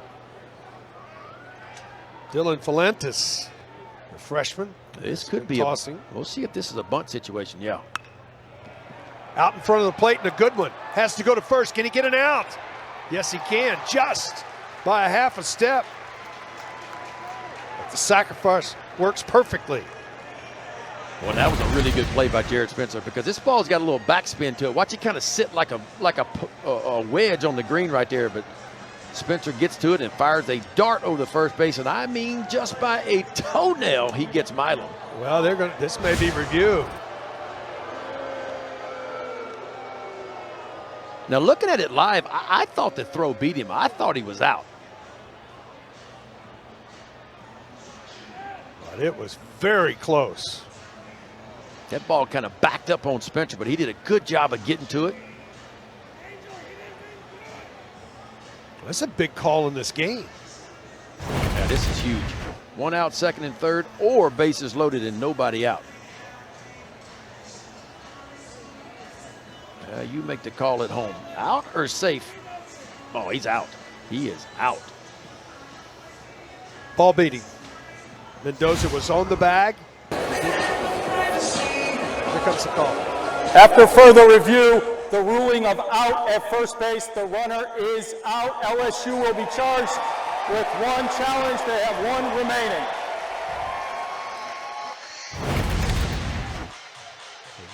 See the review from a different angle. It definitely got him by half a step, and Mendoza's foot was on the bag. Yes. I'd like to see Mendoza get that foot of his maybe to the front part of the bag, to the corner to receive that ball. I'm not big on this extra bag, but that's just, I'm old school, you know. We used to run to one base. We were doing it for 140 years, you know. Oh, the game's changed. Yes, it does. Infield drawn up for Texas. A huge moment here in this ball game. Pearson steps in and hammers it to right with some carry. Ballou runs it down, but tagging at third and coming in to score. 3-1 LSU. And again, this is kind of what's different for LSU's offense than what it's been really the last couple of years. You get a sack bunt and a sacrifice fly. So situational hitting, small ball for LSU this year. They've done it a little bit different way. And again, you're talking about the number 3 offense in the entire country. LSU came in averaging 10.4 runs per game. And not so much with the long ball. They do a lot of hitting and running, a lot of sacrifice bunts, a little bit different than what they typically do, and they find a way to pressure you 1 through 9. Well, the back-to-back leadoff base hits here, both of them were stung, Ben, as you mentioned. Start the inning, and like you said, the sacrifice and then the sacrifice fly, and that'll prompt a visit here. Pitch count at 90 in the ball game. Andre Duplantier warming in the Texas bullpen. Yeah, Spencer, his last time out against Mississippi State last Friday night, it was a season high for him, a season high 91 pitches. See where he's at right now at 90. But as you mentioned, anytime you get 7 strikeouts, you add 3 walks to it and a hit by pitch, that's going to push the pitch count up a little bit. This is what Luis Hernandez did his last time out, just pulls those hands in and he hits a 3rd home run of the season. His 10th RBI. Of course, Texas got out first, and LSU with a 2-run shot to take the lead. Now up 3-1. Sacrifice bunt his first time out, and Ben just told you the 2-run shot last time. First pitch changeup. Swing and a miss for strike 1. And if you missed it earlier, these 2 guys were teammates last year at Indiana State, both Jared Spencer and Luis Hernandez.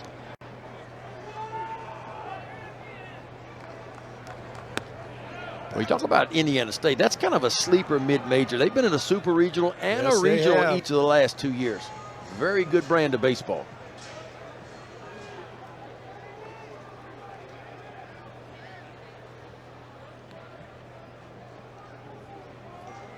The 1-1. He had a big year at Indiana State last year, did Luis Hernandez. 23 long balls. He just gets a ball just kind of down in the zone. Just sticks his nose on it and powers it right past the 3rd baseman, Borba. Spencer at a career high at Texas. Now in pitches with 93, but trails here 4-1. And first hit of the night for LSU with a runner in scoring position. Aswell fouls this ball off.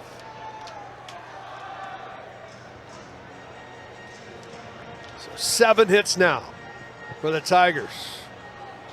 Back-to-back innings with 2 spots and lead 4-1.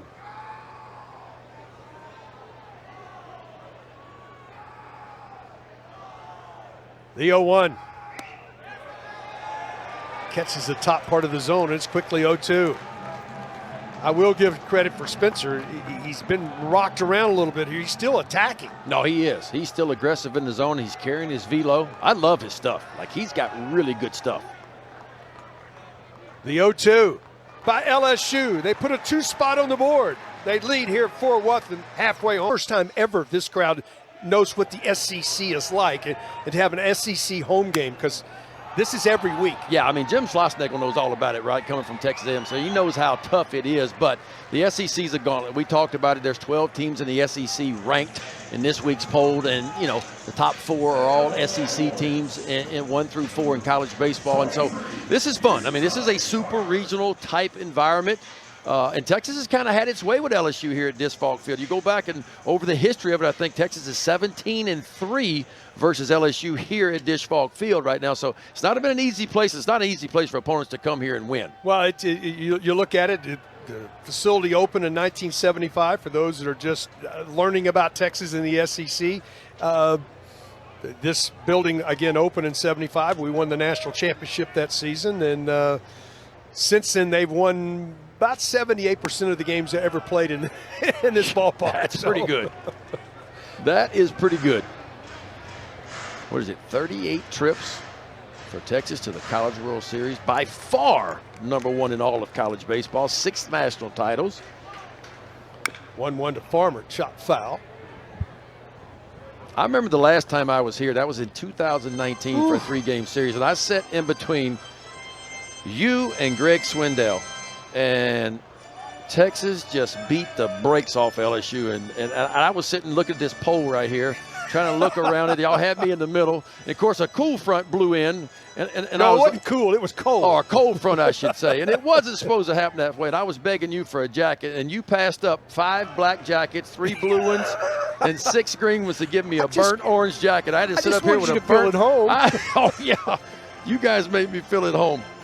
Just ribbing me the whole time. We wanted to make you feel at home, Ben. Y'all did that. Well, the company was good. The baseball for LSU wasn't that good that weekend, but the company was outstanding. Farmer comes up. First time we've seen a ball up in the zone in a while from Anderson. That comes off the bat at 102 miles an hour. Yeah, Farmer. I tell you what, Farmer's barreled it up twice. Remember, he lined out hard to Derek Curiel. His first at bat, just a bullet right to him, and that ball was struck well as well. You know, when you talk about Farmer, you think a lot about defense. He is an elite defender in the outfield. The bat a little bit behind that. He came in hitting .259, but you talk to Jim Schlossnagle, he thinks that Farmer is going to have a big, big season. We're about a third of the way through the season, but he thinks the last 2/3 could be a big offensive explosion for Farmer. Well, we've seen him get more consistent offensively over the last, I would say, 8 to 10 ball games for Texas. And Mendoza into right center.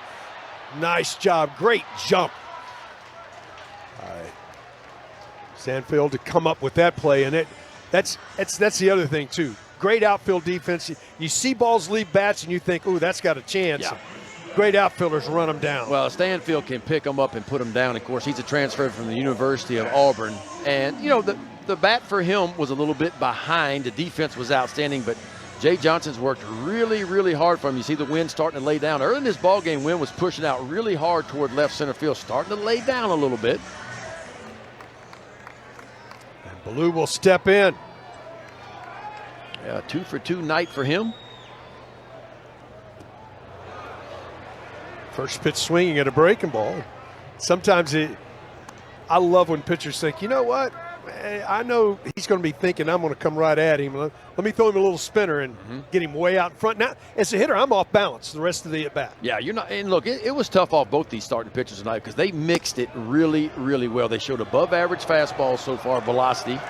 The command was good, but they also pitched backwards from time to time when they needed to, too. They were able to throw something other than a fastball when they did get behind in the count.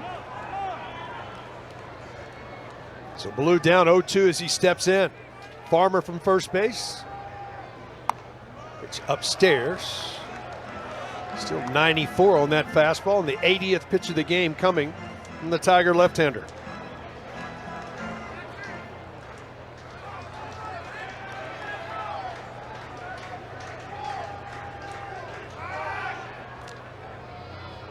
Shift on in the infield for Ballou as he's at the plate. Braswell moves over to short. He is a shortstop by nature, so he can play there. Everybody moves over. The 1-2. Got him. The strikeout, the 7th of the ball game. He showed 12 punch outs, only 3 walks. Yeah, he's going to show you a little bit different look. Low 3/4 arm slot. Going to throw a lot of sinking fastballs. That slider, more of a sweeping slider and a cutter to go with it.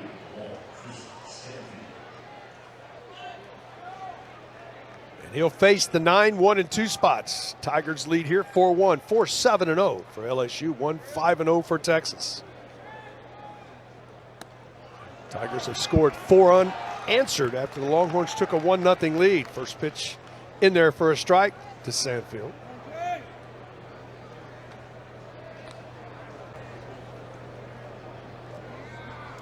This ball hit well to center. Gasparino back, puts it away. Stanford put a charge in that one.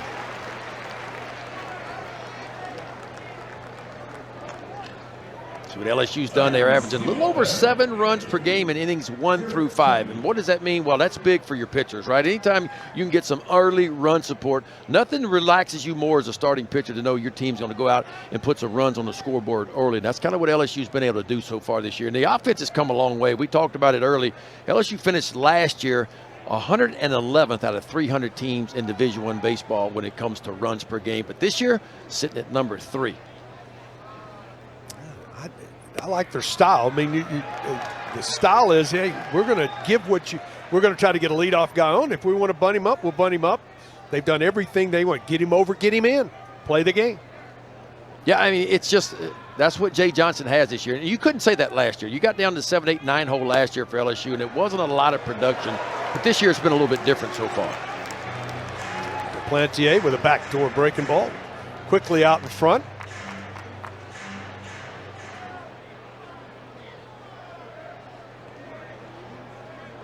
Tiger leadoff hitter steps back in. How about that? Did that hit him in the back foot? Looked like another 0-2 count, another hit, yeah. And looked like Curiel, he's squaring around a bunt potentially on 0-2. He gets his slider, just kind of cooks it down and in, and watch it gets right off the toe, the front toe, the back toe rather, of Curiel. That's that cutter. Don't see many guys try to bunt their way on 0-2. Not 0-2, not with 2 strikes. But that's what Derek Curiel does. He finds a way to get on base. 3 out of his 4 at-bats he's been on. Well, it caught him off he's pointing at his knee. I thought it caught his toe like you were talking about. Maybe off the left. Tell you what, those are pretty impressive right there. Yeah, D1 Baseball named him preseason SEC Freshman of the Year, and they've been spot on so far. Came in hitting .434, leading the conference in walks, high on base percentage. And it's very rare you get a true freshman that comes into the SEC that one even gets a lot of playing time, but even rarer to have a guy go right to the top of your lineup. But Derek Curiel has been that good. And I remember talking to him early in the year, and it's, you know who he reminds me of? He reminds me of Alex Bregman. When Bregman stepped on campus for LSU years ago, it wasn't cockiness, it was just confident. I'm confident in what I bring to the table. I'm confident in what I can do. And Curiel reminds me of that. It's like, it's not, I'm not cocky, I'm not trying to do that, but I'm pretty confident in what I can do. And look, he has performed at a very high level for LSU so far. Well, Ben, the game of baseball is a game of failure. You have to be confident because they put you in the Hall of Fame if you're successful 3 out of 10 times. That's right. It's the only sport we have, only occupation where you can fail 70% of the time and go into the Hall of Fame. That's maybe that and a weatherman. I feel like the weatherman's wrong more than 70% of the time. And he never gets fired. This ball skied to right with some carry. Ballou tagging, but not moving up. Ballou's got an outstanding arm. Good throw back in. There's 2 gone in the inning.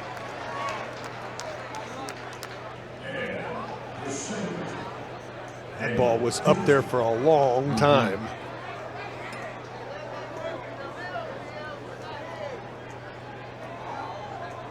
Dickinson steps in.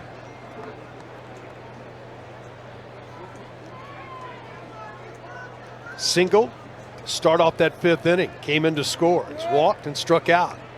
So 1 for 2 as he steps in.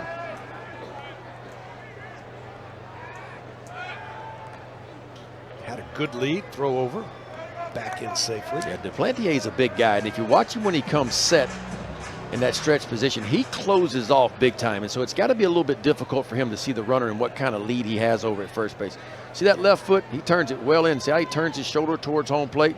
So he has trouble seeing that run over there. I wouldn't be surprised if Curiel takes a chance to try to get in scoring position.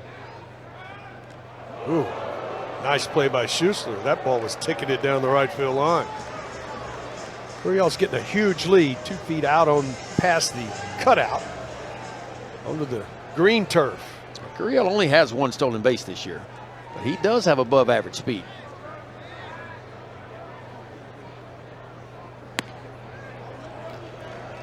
This is outside for ball 1.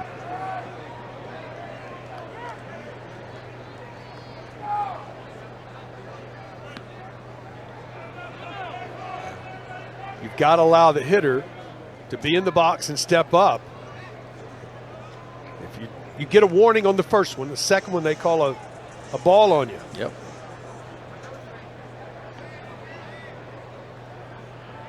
The 1-0. Not close, and it's 2-0. Hitters count now. Yeah, 2 out, 2-0 count. You got to think Duplantier is going to throw a strike here. Dickinson will be swinging. Curiel might be taking off here in this situation. Oh, 2-0. Good location, and it's 2-1. You're not going to do a lot with that pitch.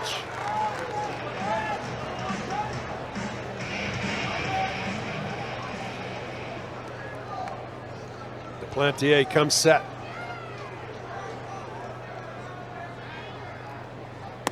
Misses outside. Hitters count now 3-1.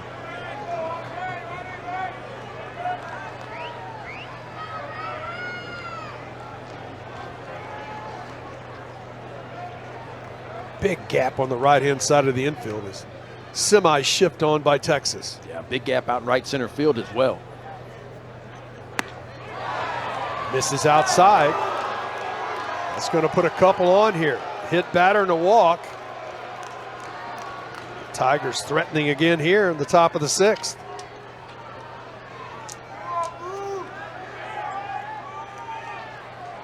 We could have a pinch hitter. Looks like Jake Brown. It's kind of what we talked about for LSU. And Jay Johnson has about 12 guys in that offense that he really trusts. And he will grab that platoon advantage anytime he gets an opportunity to do so. Of course, Texas started the left-hander Spencer tonight, so Ethan Fry was in there at that DH spot. Now he goes and gets Jake Brown to face the right-hander. Brown, 6'2", 205-pound sophomore. Suffer, Louisiana, steps in. He's first guy. This is down and away. The sophomore. Yeah, it's nice when you go to your bench and get a guy that's hitting 397 with a homer and driven in 17 with an OPS over 1,000.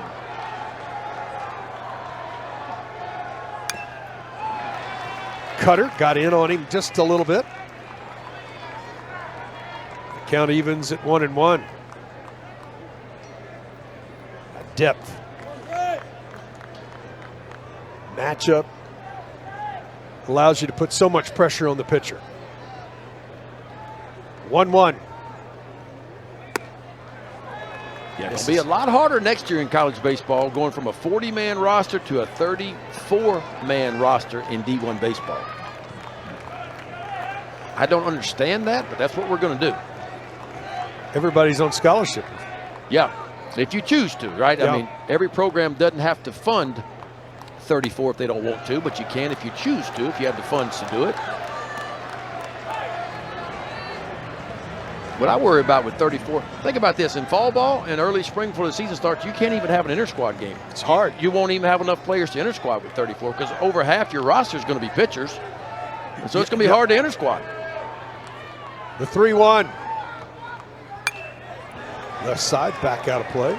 And heaven forbid if you get a rash of pitching injuries or something and you lose 3 or 4 arms, it ain't like you can go to AAA and call somebody up now. Nope. You got what you got is 34. That's all you have to work with. That's exactly right. And then the other part of that, how about the, speaking of?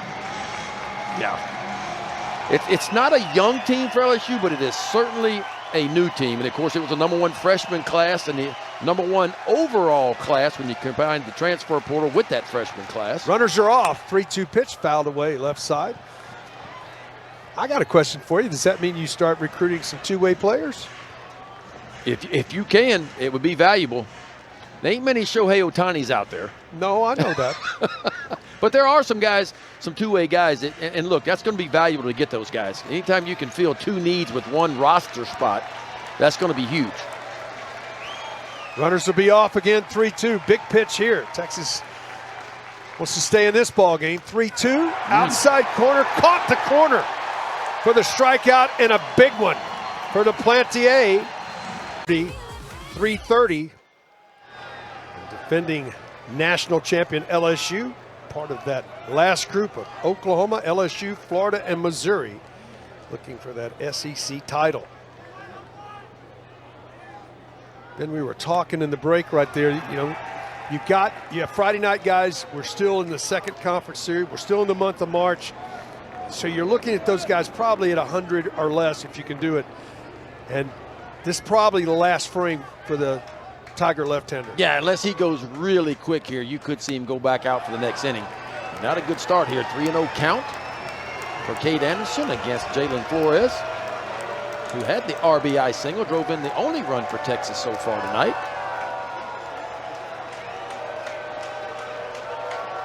Mr. Automatic, right down Broadway, and it's 3-1. When that hitter's not hitting, is it easy to throw that strike? Yeah. When you know they're not hitting, but there's certain guys that you know are swinging. 3-0. 3-1. That catches the outside corner, and Flores will have to come back. Yeah, this ball could have been a little bit low.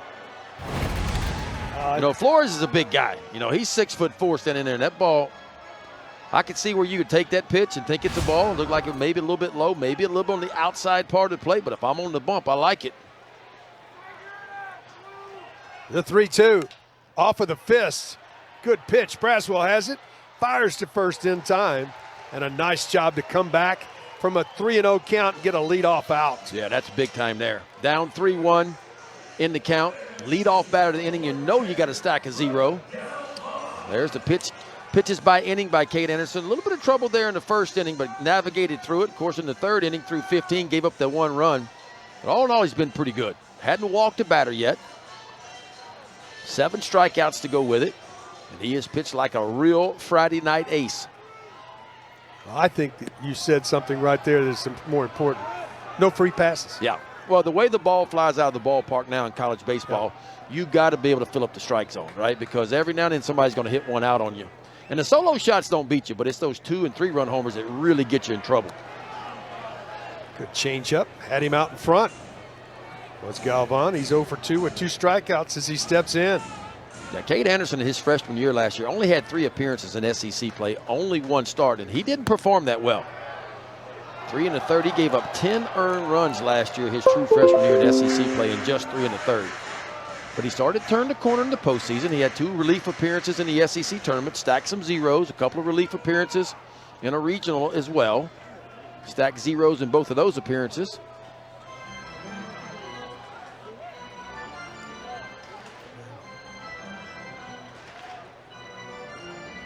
That says a lot about growth, and that's what you want to see, right? You want to see growth year to year, both your position players and your pitchers. Well, you told me I was going to love his mound presence, and you're absolutely correct. It doesn't seem to phase him. Right there, he got accused. He went to his mouth on the rubber. Didn't bother him. Nope. So I'll throw the ball out. Okay, give me another one. I won't do that again. He gets right back on the rubber and ready to go. And that's why Jay Johnson chose him to be the Friday night guy. He said, I think his demeanor, and he has not disappointed to this point. And he still has some gas left. That one at 95. 8th long ball of the year, 20th RBI, and nobody's going to ever remember he punched out in his first 2 at-bats after that long ball. Well, watch this move right here, huh? He's got tremendous power that way. Love how inside-out swing. And the reason why he's doing that is you got to, when you face Cade Anderson, you know what pitch you're going to get. And so his approach was up the middle to the backside of the field and just happened to power it out of the ballpark. We got a 2-run game. Adrian Rodriguez swinging at the first pitch. Tough play. That ball falls in for a base hit. Sliding, the ball was trapped. It definitely hit the ground, and that's going to be a base hit. Great effort. Boy, this could have been a nasty collision out in right field. Dickerson, the second baseman, running with his back to the infield, wide open. And he kind of pulls out of the way at the last second. And really, LSU catches a little bit of a break right here because that ball hit the ground. It could have shot by Pearson, went all the way to the wall, but he keeps it in front and holds Rodriguez to a single. But the horn's making a little bit of noise here in the bottom of the sixth. Schussler will come to the plate.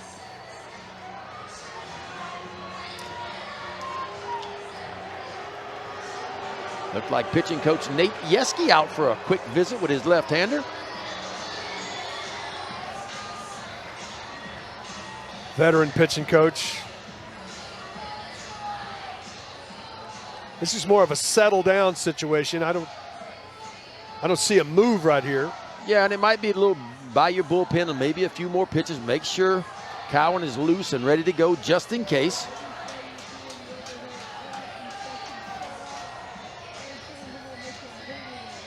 Now Anderson has handled Schussler pretty good. Weak fly ball that Jared Jones called him foul ground his first time up, and then a ground ball his second time up over to Dickinson.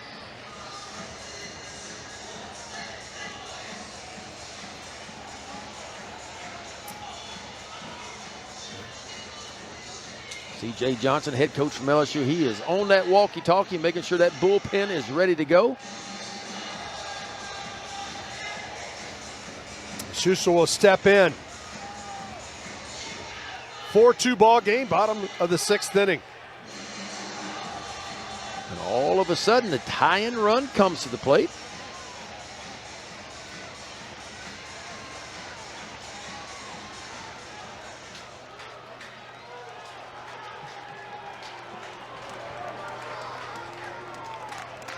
Throw over.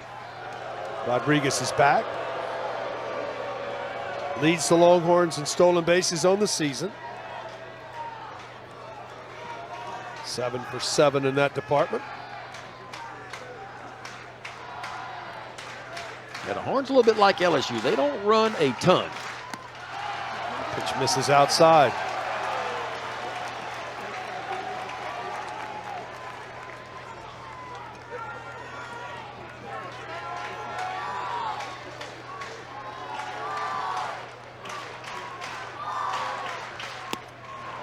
Challenged him, threw it by him, and the count evens at 1-1. 95th pitch of the night for the Tiger left-hander. Yeah, still carrying that velo as he approaches 100 pitches.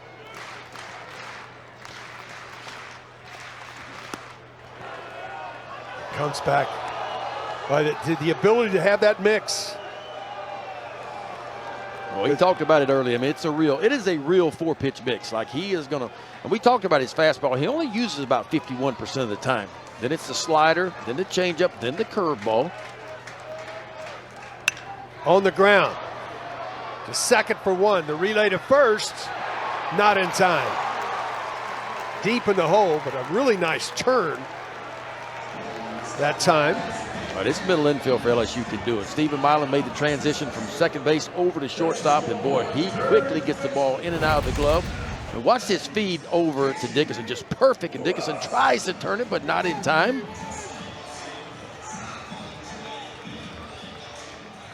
And Borba comes to the plate here.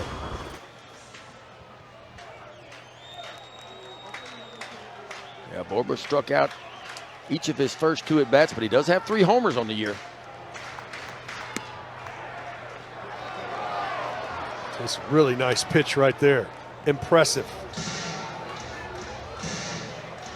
99th pitch of the night coming. Yeah, he's at a season-high pitches and a career-high in pitches, too, for Cade Anderson. Foul back. And he's ahead 0-2 with lots of options here. Yeah.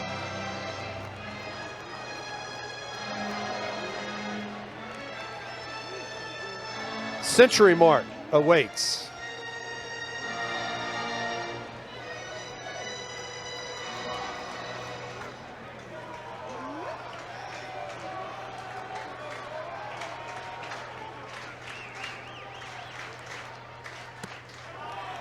Tried to tail a fastball away. How about that? 95, 100 pitches in.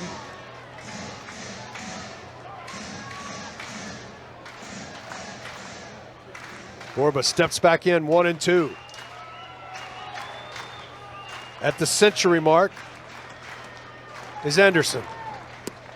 Change speeds and gets the strikeout. But Longhorns get back in the game. Donald from UFCU Dish Falk Field. 4-2 ball game. Duplantier out for his second inning work. He'll face the 5, 6, and 7 hitters. First pitch misses outside for ball 1. Angel Campos, the home plate umpire, directing traffic because the rosin bags are in play.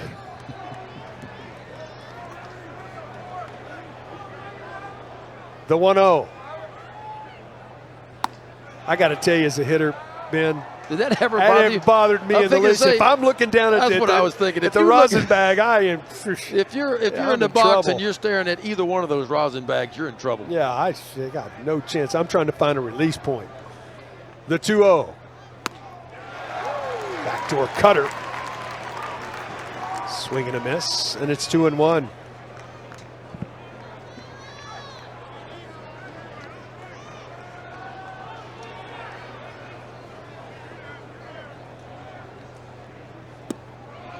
Just misses downstairs.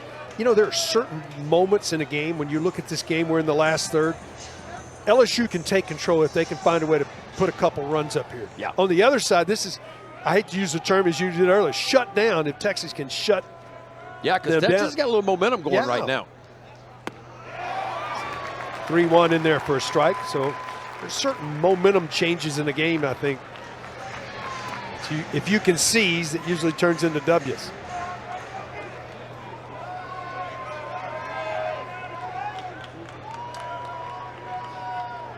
The payoff. Right side. Wind will push this out of play. Yeah, because Texas has been really good this year in close games. They played quite a few of them. I mean, they've been in ball games. It hasn't, you know, they're averaging 7 runs a game offensively. So a lot of times when you're in those type of games, you're not going to run away from winning it. Yeah. I mean, second in the nation.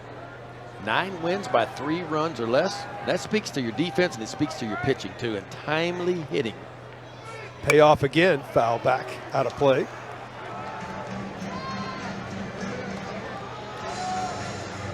Texas came in with a really good pitching staff, too. Matter of fact, the number 10th best pitching staff in the entire country. You talk about ERA.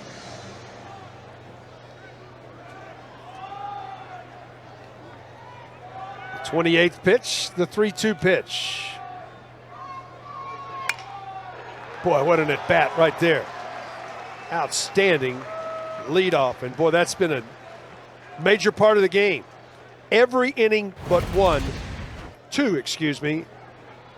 of 7 at bats. Leadoff batter has reached base. And that's a 3-2 slider too, and Milam just waits, just kind of serves it to the backside of the field, and it's a bullet too. And after that 8-pitch at bat, Pearson steps in, and boy, he's had a good ball game. Leadoff single, walked and scored, and a sacrifice fly RBI. First pitch in there for strike 1. Yeah, Josh Pearson's been around, been in an LSU uniform now in his 4th season. Offensively last year, he had some big hits for LSU, but the batting average not quite where he wanted it, but he has turned the page and having a really good year for LSU. Out to left with some carry. Farmer has a beat on it. Puts it away for out number 1. But the man of the match coming to the plate right now. Yeah, Luis Hernandez has had a huge day. And we talked about the bottom part of this LSU lineup and how they can really pressure you up 1 through 9. And sitting in the 7-hole, Luis Hernandez, a sac bunt, then a 2-run homer, then an RBI single in his 3rd at bat.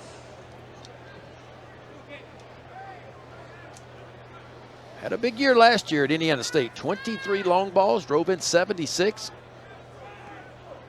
That's a heck of a year at any level. First time to face Duplantier. First pitch rifled into right field. Ballou's got a good arm, but first to third. Tigers pressing the issue. Pressure 1 through 9. That's kind of what they do. And LSU is really good. And the reason why they're hitting for such a high batting average, LSU came in hitting 345 as a team. The reason why they hit so high, that right there. They can all use the backside of the field. They're going to kind of hit it where it's pitched. Well, this is crunch time. First and third. If you're LSU, you got to find a way to get this run home. Runner at third base, less than 2 out. And of course, if you're Texas, you got to find a way to draw a line in the sand right now. Middle infielder is going to play back, so they'll turn 2 up the middle. You could see anything here. You might see Braswell. You could see a squeeze here. You could see a safety squeeze. Braswell typically a pretty good bunter. He's a veteran too, so he won't panic in the situation. Yeah, he's been a 4-year starter. First 2 years at South Carolina was shortstop. Transferred to LSU last year, played shortstop, now third this year. You don't see that pick off very often.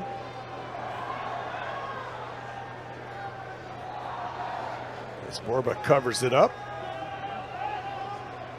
Braswell didn't show anything. Sometimes that is just to say, hey, did the hitter show me anything? Did he tip off anything about what he might be doing here? Well, I tell you what, you couldn't have stood at home plate and rolled the ball down the first base line any better than where Braswell wants this ball. Showed it really late and just perfectly gets it down. A little miscommunication between the catcher Galvan and the pitcher Duplantier. Yeah, I think Galvan's got to go ahead and commit and give up the run and get the out. But when you're in between, you got no out. Infield RBI, bunt single. Stanfield comes to the plate. Fouls it back. Just keep the pressure on you. Tough to double up. 0 for 3 in the ballgame as he steps in. About to flip the lineup over again are the Tigers.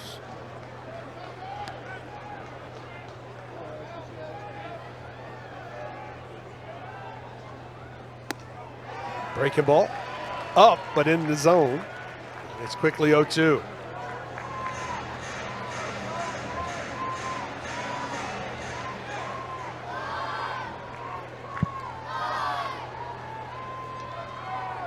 This is your 9-hole hitter too, and you talk about a good move to baseball. Watch Stanfield just goes down and just sticks his nose on his breaking ball. A line drive straight away left field, right up. Hernandez scoring from second base, so now second and third, 2 runs in, and still just 1 out. As the lineup rolls over to Derek Curiel. Texas has to bring the infield up.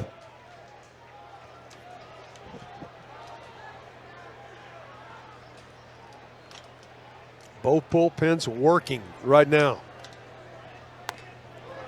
First pitch misses outside. 3 out of 4 plate appearances. Curiel has reached base. Cody Howard, the right-hander, starting to throw for Texas. Backdoor slider, catches the corner. Count evens at 1-1. Double, hit by a pitch and walked. Now RBI situation. Got away with one upstairs there. Yeah, that's the kind of pitch that Curiel, with the infield drawn in, Curiel's looking for a ball elevated a little bit to maybe shove it deep enough for a sacrifice fly. That was a good pitch to do it on. He just missed it.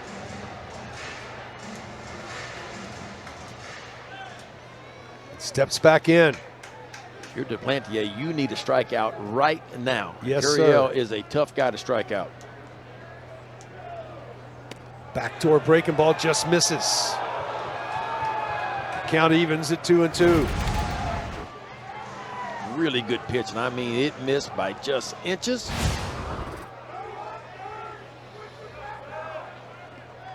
Duplantier set. The 2-2. Just outside.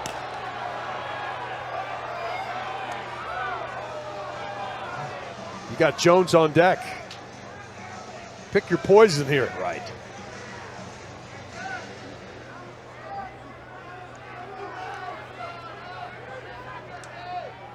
The payoff. Caught him inside corner, dynamite pitch. Surprised him with a two-seamer. Big time. Big time pitch and a huge moment for Texas right there. A couple of backdoor breaking balls he just missed, and he takes that fastball and runs it right to the inside part of the plate. And Curiel clearly not looking for it right there. That is a huge strikeout. Well, you're still not out of the frame. Second and third. And Jared Jones comes to the plate. He's 1 for 4 in this one. Do you pitch to him here with first base open? I know it's a righty-on-righty matchup, but this is the guy. I mean, there's always one guy in every lineup you kind of circle and you say, okay, this guy can't beat you. With Jared Jones, 28 homers last year. He comes in hitting .424 with 8 homers on the year this year. LSU started off 0 for 6 with runners in scoring position, but since then they have turned it up a notch. 3 for 5. So 3 for 11 on the night.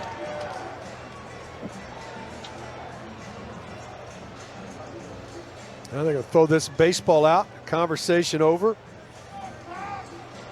11 hits on the night now for LSU. I just don't think if I was on the bump that I would be pitching to Jared Jones in this situation with first base open. And I know Dickerson, look, Dickerson behind him is having a heck of a year too. Jones homered against Texas last year.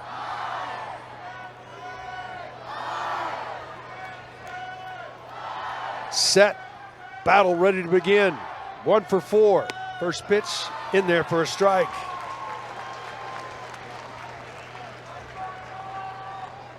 .50 career big flies.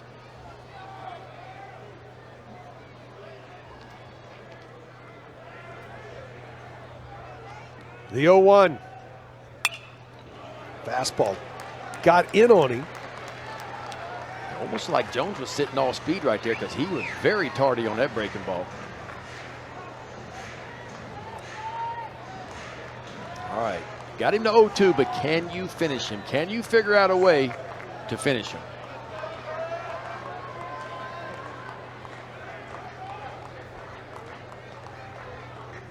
Breaking ball misses outside. And it's 1-2. Well, it just feels like this is the moment of the game right here.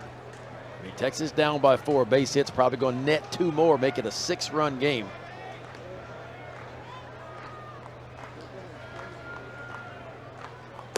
This is outside. Now from the advantage of 0-2, it's back to even.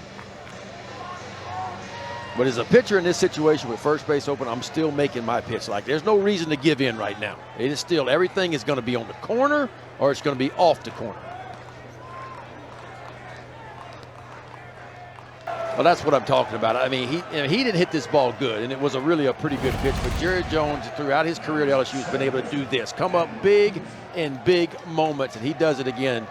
2 RBI single to the backside of the field, and LSU has busted this one wide open now, 8-2.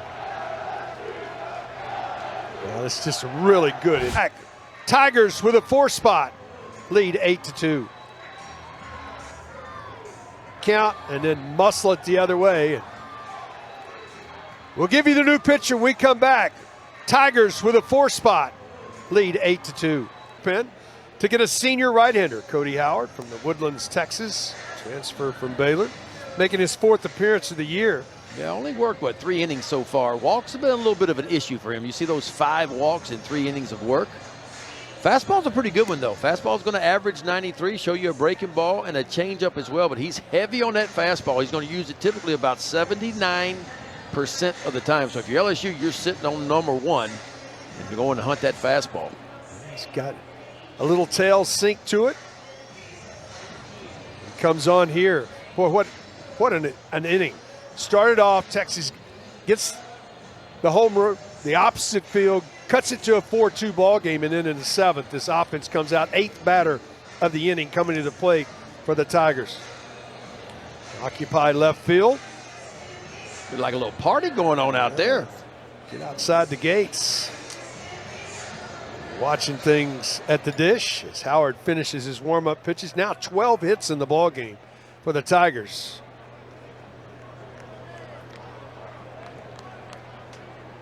Dickinson steps in. Jones at first. First pitch misses for ball one. 1 for 2 on the night.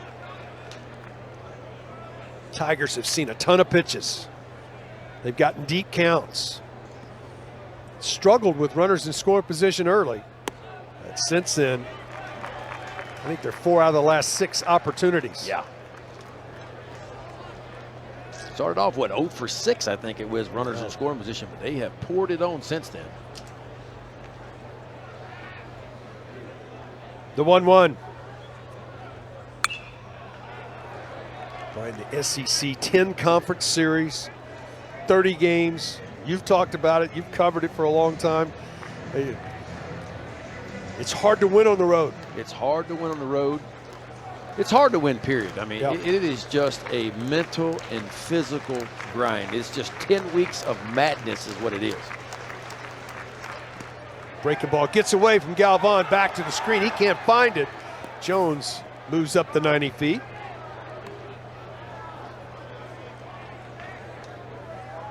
That's why what Texas did last weekend was so impressive. In their first ever SEC series, they go into Starkville, Mississippi, and take on a really solid Mississippi State team and sweep them. They got clutch pitching and got some big hits when they needed them.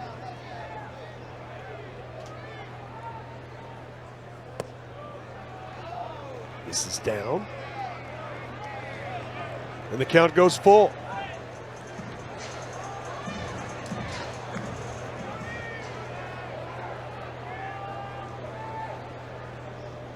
The payoff to Dickinson.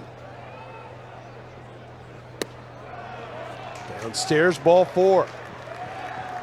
The Tigers send their 9th batter of the inning to the plate.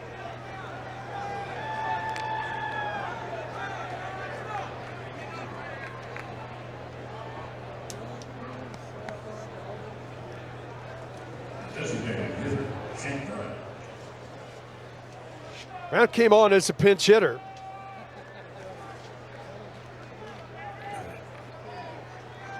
Struck out to end his at bat. Now, second at bat, this time against a right-hander. And there for a strike.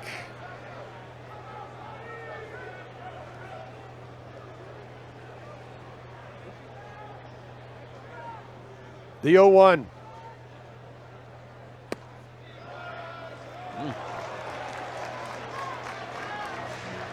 Quickly, no balls and 2 strikes. Yeah, good fastball to the outside part for strike 1. He bent that little breaking ball down and in for strike 2.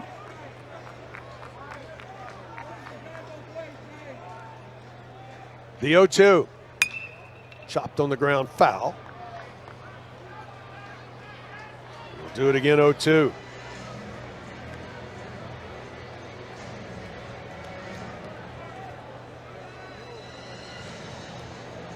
Two in the 4th, 2 in the 5th, and now a 4 spot here in the top of the 7th for the Tigers.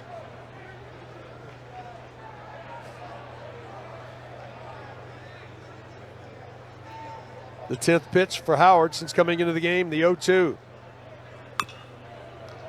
Chop foul. Well, a big story in college baseball this year has got to be Texas A&M. I mean, everybody's preseason, hands down, #1 team in the country. They lost last night to Vanderbilt and have lost again tonight. Done by LSU. They lead it 8-2. Would have thought that back in January. Preseason #1 everywhere. That ends the inning, but not before damage done by LSU. They lead it.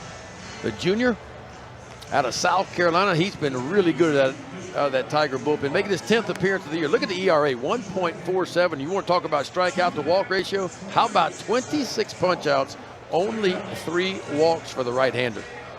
That's 9-1. Yeah, Last time I checked, my math's not great, but That will play every day of the week and twice on Friday nights, I can promise you. guarantee you, and Saturday and Sunday too. So he will face the 8, 9, and 1 spots for Texas. Here, bottom of the 7th inning from the dish. Pretty good fastball by Cowan. He'll pitch in the low 90s. The pitch for him, though, is a changeup. He has got a really good changeup. He'll throw it against the righties and the lefties as well. Gasparino steps in, singled and scored. Back in the 3rd inning. The pitch away for ball 1.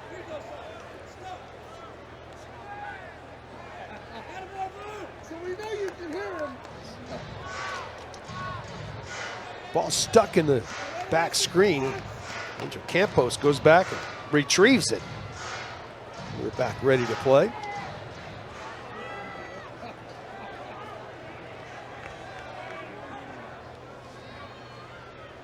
There's that changeup you were talking about there, and a good arm speed with it. Yeah, for strike. and look, it doesn't matter the count, the batter, whatever it is, he will throw it just about any count. Transferred to LSU from Wofford, where he was a starter last year, and he put up big numbers at Wofford. 10-2 on the year, struck out 124 batters in his 110 innings of work.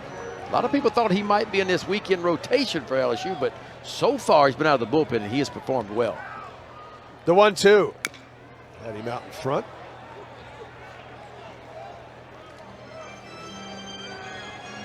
Well, most coaches like 4-game weeks. Obviously have a midweek game and then 3 conference games over the weekend.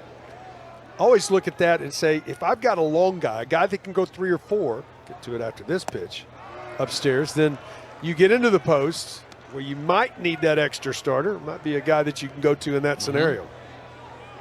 Yeah, because he's built up. I mean, he can give you some length, and I wouldn't be surprised if he tries to finish this game for LSU, assuming he's throwing the ball well. Shot foul. Count remains 2 balls and 2 strikes.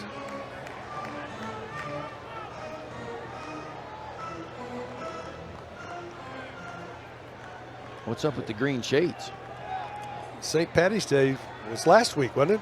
That's what I thought. What in the world? That's a good look. This is downstairs. I want to know if you can see through that glass or see. I would not be on the top rail as close as it is where I couldn't see where the baseball was going.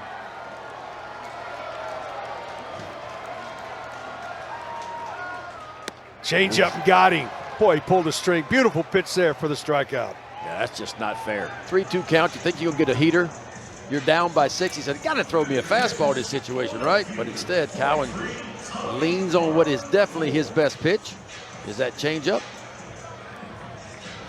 It's an 8-pitch at bat, and the 8th one is a parachute about halfway to home plate. Farmer steps in. He's hit the ball hard twice. First pitch bender in there for a strike. Yeah, I like this kid. I love the way he plays defense. He's looked good at the plate tonight. You mentioned he's barreled 2 balls up out of that 9 hole.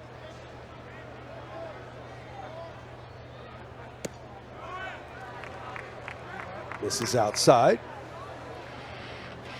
Well, this is the difference in the Mississippi State series. You were there, Ben. Yeah, that's one of the best catches I've seen all year long. I mean, this ball was hooking and kind of moving away from Farmer, and he just lays out and picked it right off the grass. And you talk about in a big moment, too, with traffic on the base. That ball falls in, it's a totally different ball game, and probably Texas loses that game. Oh, no.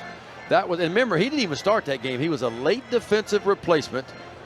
And Coach Slosh pushing all the right buttons, getting one of his better outfielders, better defenders out there, and it paid off in a big way. 1-2, changeup, had him out in front. Boy, that's a dynamite pitch. I know what you're talking about now. Yeah, I mean, it's just, it is filthy. And, you know, most right-handed pitchers are only going to use a changeup against left-handers, but Cowan's changeup is so good. Righties, lefties, it just doesn't matter.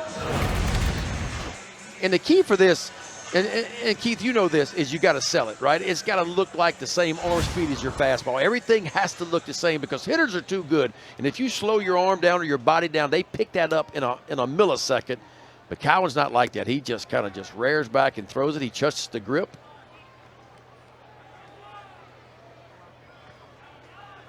I mean, it's really one of those guys you want to have a backside approach to because you know the changeup's coming in. You want to see it up because it's going to have that nice action as it goes down.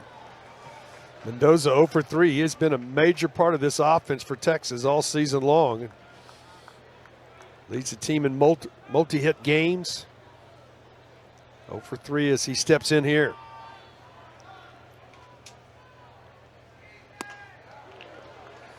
But then when the heater comes, it's at 90, so it's firm. Yeah, and that's the thing. If you sit on changeup, he's got enough velo, he can get it by you. But after 2 slow balls in a row, that 90 really feels like to a hitter probably like more like 95. Right back to the changeup. Mendoza's got a 14-game hitting streak on the line. This very well could be his last at bat.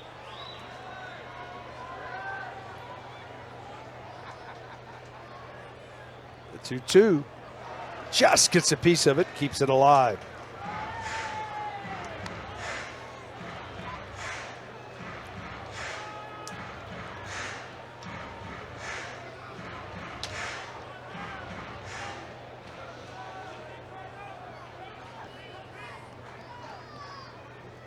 Cowan's set. I like his pace as well. The 2-2 on the ground. Under the wicket. Don't see that very often. No, Stephen Milam has been outstanding for LSU at the shortstop position, but he just whipped on that ball as he says, my bad. More of a routine ground ball. Of course, he's moving to come get it, playing deep. Watching the ball just gets right underneath the glove. Caught that little bit of it. Short hop and it scooted a little bit instead of coming up. So Ballou comes to the plate with a base runner now.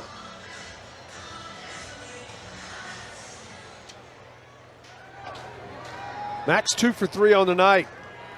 Struck out his last time up. 2 singles. First pitch change up in there for a strike.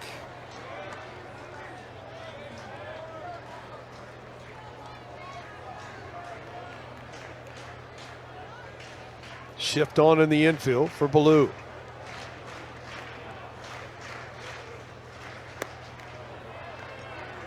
This is outside. Count evens.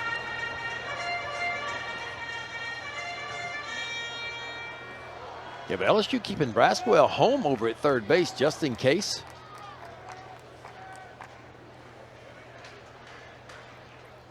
Well, Texas needs base runners, and so that my thinking would be the same way. Well, if Ballou drops one down, and then you got Forrest at the plate who's got pop, right, with a couple on. That's why you keep your third baseman home to try to prevent Ballou from dropping that bunt down. The 2-1. Rifled into right field. 3-hit night for Max Ballou. Well, Max Ballou, I tell you what, he can play some baseball. He has got a cannon for an arm in the outfield. 3 for 4 night, 3 singles and 1 strikeout. This is what you call beating the shift, folks. Here, you hit it hard enough, you can beat the shift from time to time, and Ballou does it. Well, can Texas answer? Get some momentum back here in the bottom of the 7th. Forrest will step in. He drove in a run in the 3rd inning. He's 1 for 3 with a ribby. This is outside for ball 1.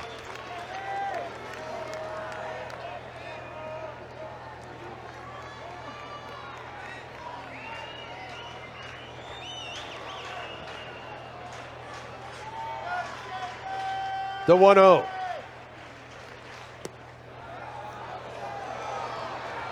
You know, you look change up and then that 90's up on you. You got no chance.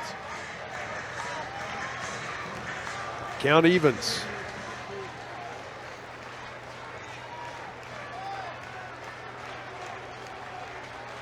The 1-1. Right at the top of the zone. And it's 1-2.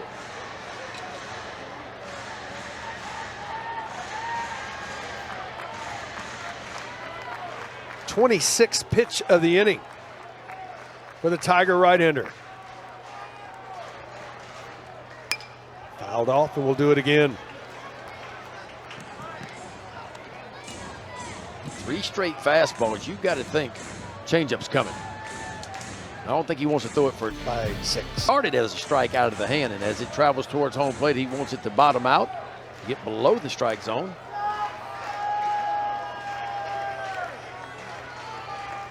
The 1-2 again. Right field playable. Coming in. Puts it away and ends the threat for Texas. 7 in the books here. Georgia scores 2 late in the ball game to knock off Florida. And Florida, a top 10 team, 0-4 in conference play. First pitch misses for ball 1.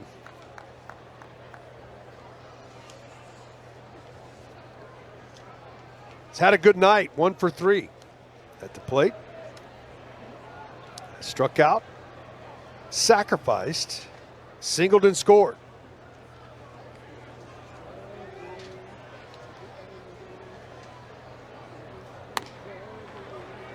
Misses outside. And it's 2-0. Bonham steps back in.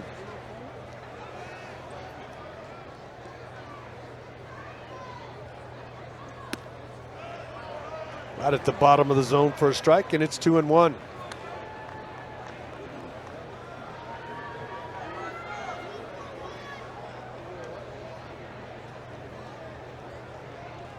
Howard set. Just misses. And it's 3-1. The patience is one of the first things that jumps off the page for the first time seeing the Tigers is their patience offensively. Yeah, they will take their walks and they're going to work pitchers. That's just what they do. And that's what's made them so successful this year. Talk about on base percentage, 3rd best in the country. And it's kind of Jay Johnson's offensive style, very similar to Jim Schlossnagle. The idea is to see a lot of pitches, work pitchers, make them throw strikes, try to get the pitch counts up, throwing your starters to get them out of the ball game to get to the bullpen. Both of these coaches think offensively very similarly. Pearson steps in, singled, walked and scored, sacrifice fly, and it's flied to left. Good hack and fouls it straight back for strike 1.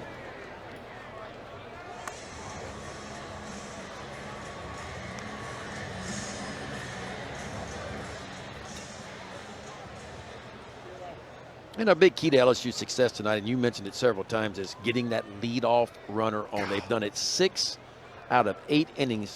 The leadoff hitter of an inning has reached for LSU. Leadoff walks score a bunch, but leadoff base runners score a bunch as well. Yeah, I mean, over 50% of the time, no matter how you get on the leadoff guy, walk, base hit, error, hit by pitch, it doesn't matter. Howard set the 0-2.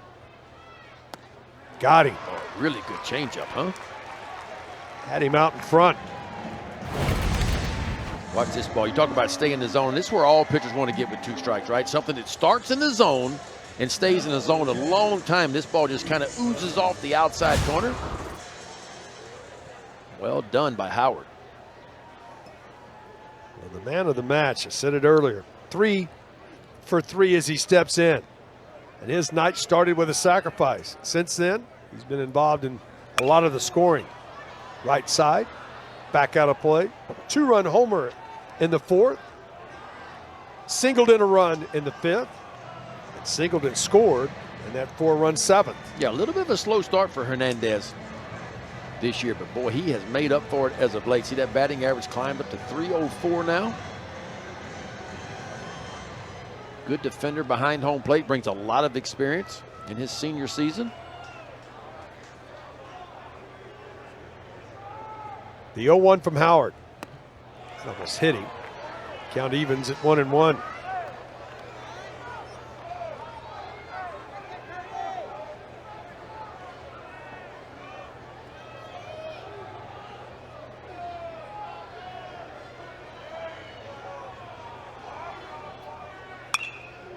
off of the fist out towards center. Mendoza able to make the play for the second out of the inning.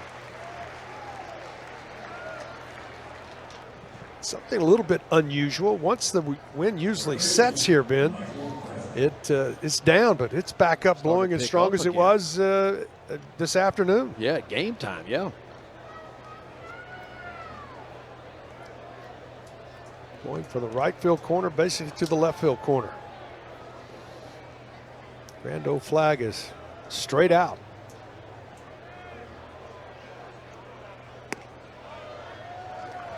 Bender in there for a strike to Braswell.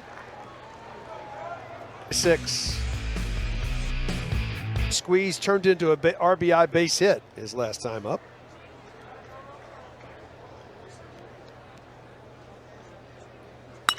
This ball into center. Mendoza leaps and makes the catch to end the inning. We go to the 8th. 8-2 ball game as we play here. As Rylan Galvan will step in.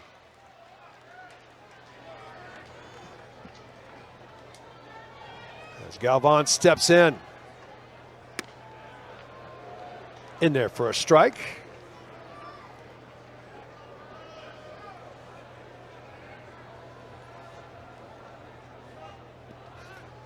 Galvan 1 for 3, slow roll homer the opposite way, which misses outside. Count evens at 1-1. 30th pitch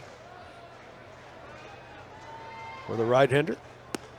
Boy, that is a dynamite pitch. It's like a parachute comes out. I think you explained it the best last inning. It is like the ball gets halfway there and a parachute comes out of the back like a dragster. And it just slows down. But again, the key is, the arm motion. Everything looks just like the fastball coming. But the difference in speed is about 12 miles per hour. Pitch misses up with the heater, and it's 2-2.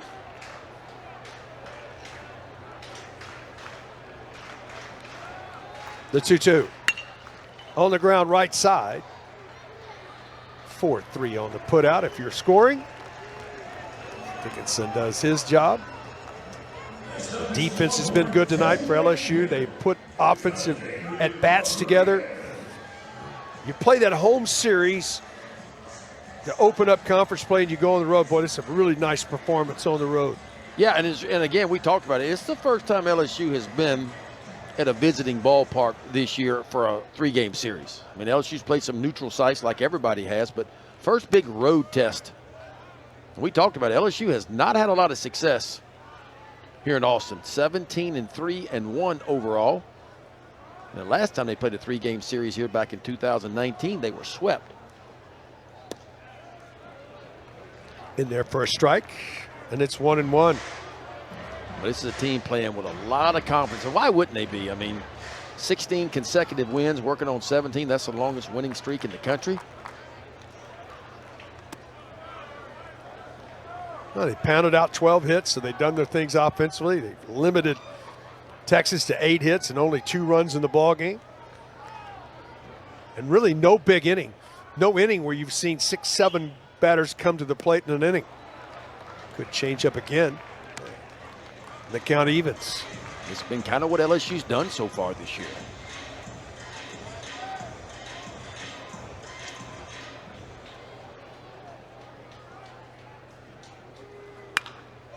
Cued off the end of the bat. Braswell, the third baseman, playing short, comes up with it. I still call it 6-3, but does get the out at first base. Nice stretch by Jones to stay on the bag.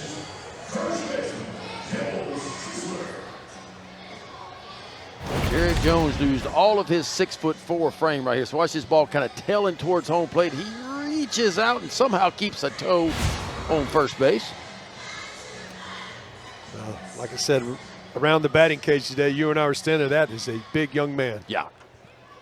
And we talked about it. Look, he was a draftable sophomore last year. A lot of people thought Jared Jones was going to leave this LSU program and turn pro, but didn't get what he wanted, decided to come back. And Jay Johnson obviously pretty ecstatic about that. And the kid came to LSU as a catcher 3 years ago and has worked really hard to become an above-average defender over at first base. The bat's always been good. Pitch in there for a strike to Schuessler. It's interesting, both of these first basemen, Kimball came to school as a catcher, now at first base as well. Well, you know if you can catch the ball over at first base, but it's a little bit different over there. Obviously, you got to be able to move your feet and learn how to stretch and stretch in the right directions and not stretch too early. People say, oh, you just put your slug over at first base. Man, that guy can help you so much defensively, it's unbelievable. And I'm not saying there are not some slugs. There's some slugs at first base that all they do is hit, and that's their number one thing. But if you can defend too, you can help your team win. A lot of ways to win a ball game. He steps in. 0 for 3 in this one. He's riding an 8-game hitting streak as he steps in here with a 2-2 count now.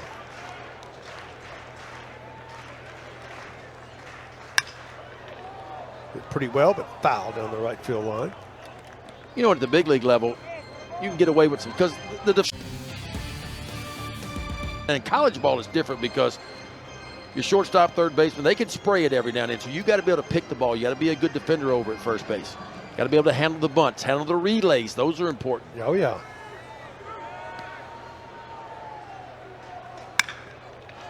On the ground to third. Braswell still across the diamond. In time, stretches again. Does Jones, and 1, 2, 3. Goes Texas. We go to the 9th. LSU up by 6. In there for a strike. Stanfield, step in. Well, it'll be important for Howard to finish this inning for Texas. If they can get away with just using 3 arms tonight and a loss, that's going to be big. Save some bullets for Saturday and Sunday out of that bullpen. Of course, for LSU, I'm sure they're going to send Cowan back out again, and hopefully he can finish it. And boy, if you get away on a Friday night just by using 2 arms, that really sets you up well with your bullpen.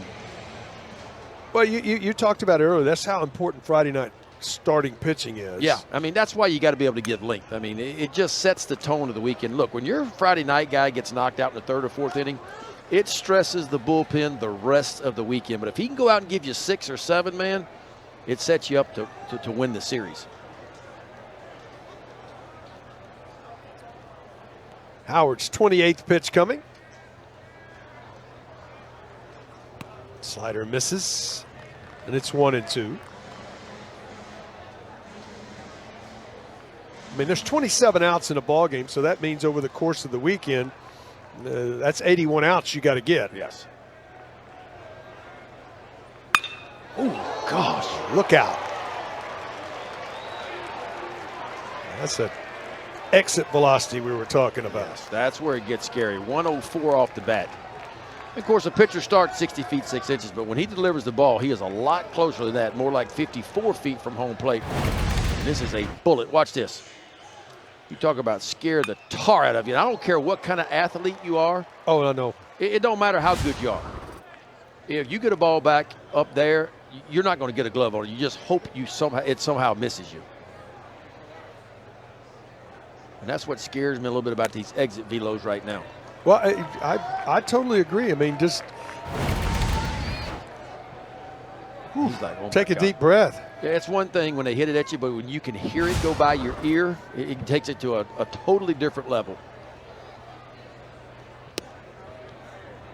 Downstairs, count evens. 6th plate appearance for Derek. He's done his job. He's reached in 3 of 5 plate appearances. And he's reached every game of the year for the Tigers.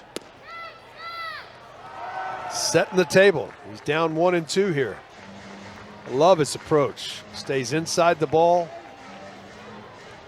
I don't know how many pitches he's seen total in his 6th at bat, but it feels like he sees. I mean, he began the game with a 9-pitch at bat.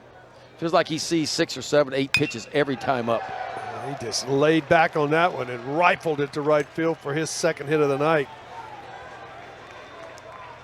107 off the bat by the freshman.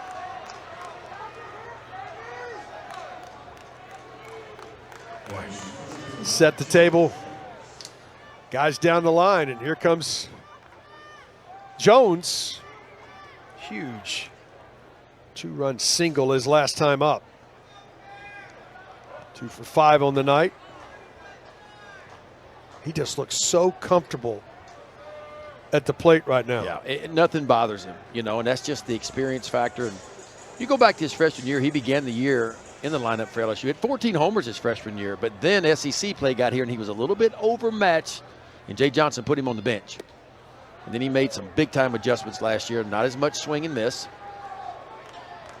And that's what he really needed to improve on. But that normally comes with at-bats, and it comes from time. You know that, of just seeing pitches and be able to, you know, your recognition of the strike zone, being able to recognize what's balls and strikes. That's the first thing to becoming a good hitter, is attacking balls over the white part of the plate. When you begin to expand the zone, that's when you get in trouble. And Jared Jones has worked really hard, like a lot of hitters do, the last couple of years, of attacking balls over the white part of the plate. And understanding if a guy makes, you know, you guys are on scholarship too, pitching. And if y'all make a good pitch, I doesn't mean I have to swing at it. Right. I mean, I got 2 strikes, I got to do something with it, but, you know. You're looking to do damage until you get to 2 strikes. And then you kind of get in defensive mode after that.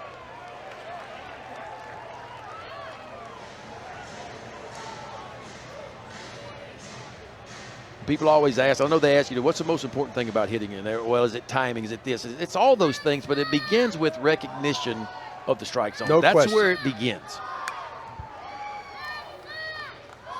And then the second part of that is that once you recognize the strike zone, being comfortable to hit with 2 strikes. Right. It's having an approach when you go to the plate. And a lot of the young players don't really have an approach their freshman year, right? But it begins with, okay, 0-0 count. I'm going to go up and sit on a certain pitch in a certain quadrant. And if I get that pitch, I'm going to get my A swing off. But have the ability, if I'm looking heater and I get a breaking ball, to maybe take it. This one on the ground is short, could be 2. Relay to first is offline. Had to hurry, did Flores. And Mendoza was off balance trying to make the throw to first base.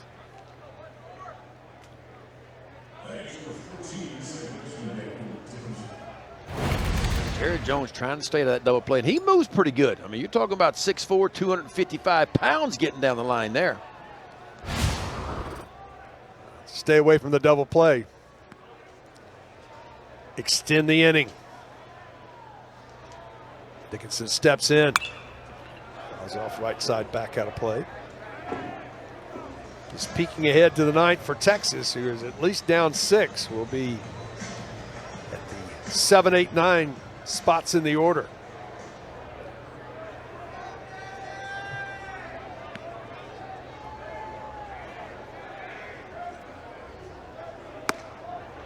Good fastball from Howard. Howard showed me a good fastball and a pretty good changeup too.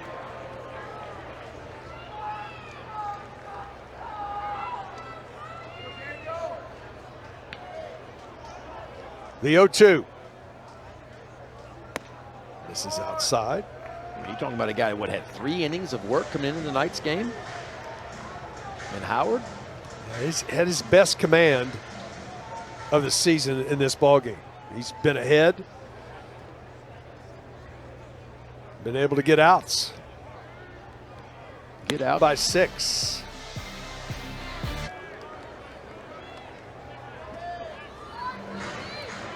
Sometimes, though, it's been the last thing for teaching for young pitchers. You get ahead 0-2, you know, you try to make that perfect pitch. You know, ahead 0-2 as a hitter, you don't have to make a perfect pitch to get me out. That's exactly right. And sometimes we're too fine, and when you get too fine, sometimes all of a sudden the count goes 2-2, and then it's 3-2, and all of a sudden instead of finishing guys in 3 or 4 pitches, then you've thrown 8 or 9. We go to the bottom. Texas trails by 6. 227-pound sophomore from Sinton, Texas, down in the valley, Coastal Valley, and transferred in from Northwest Florida. First baseman, Trey, will come on and pinch hit here.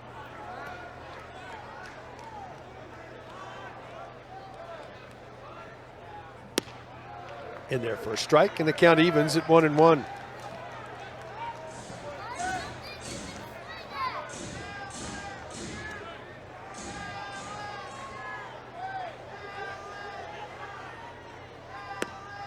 Changeup had him out in front. That's hard to come off the bench 4 hours from taking BP and see that kind of changeup.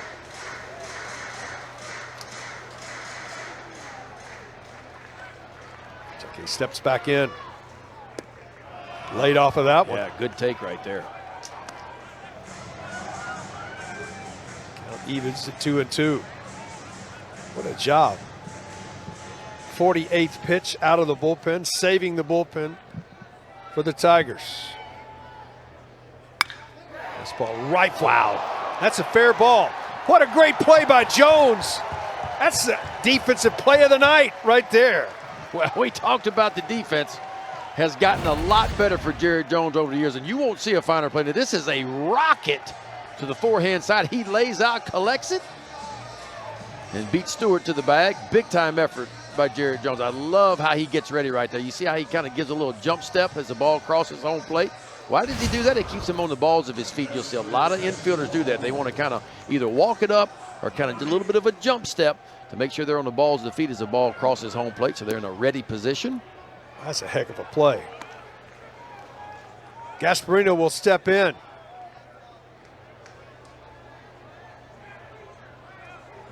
Singled his first time up. It was a bunt single. Old Chamberlain out in the on-deck circle for Texas.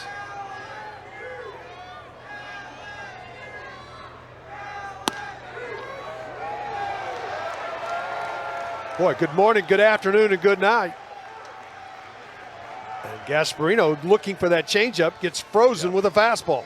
You talked about it. If you're looking on for that changeup, and I don't blame you if you are because it's so good, but if you're sitting on that changeup, you got no chance of catching up to 90-91. Cole Chamberlain, freshman, will step in as the pinch hitter.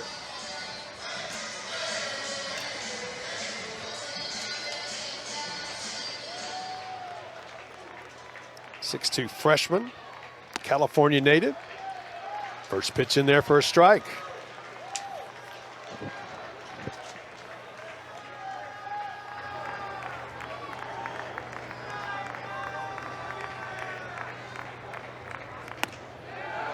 Fastball paints the outside corner.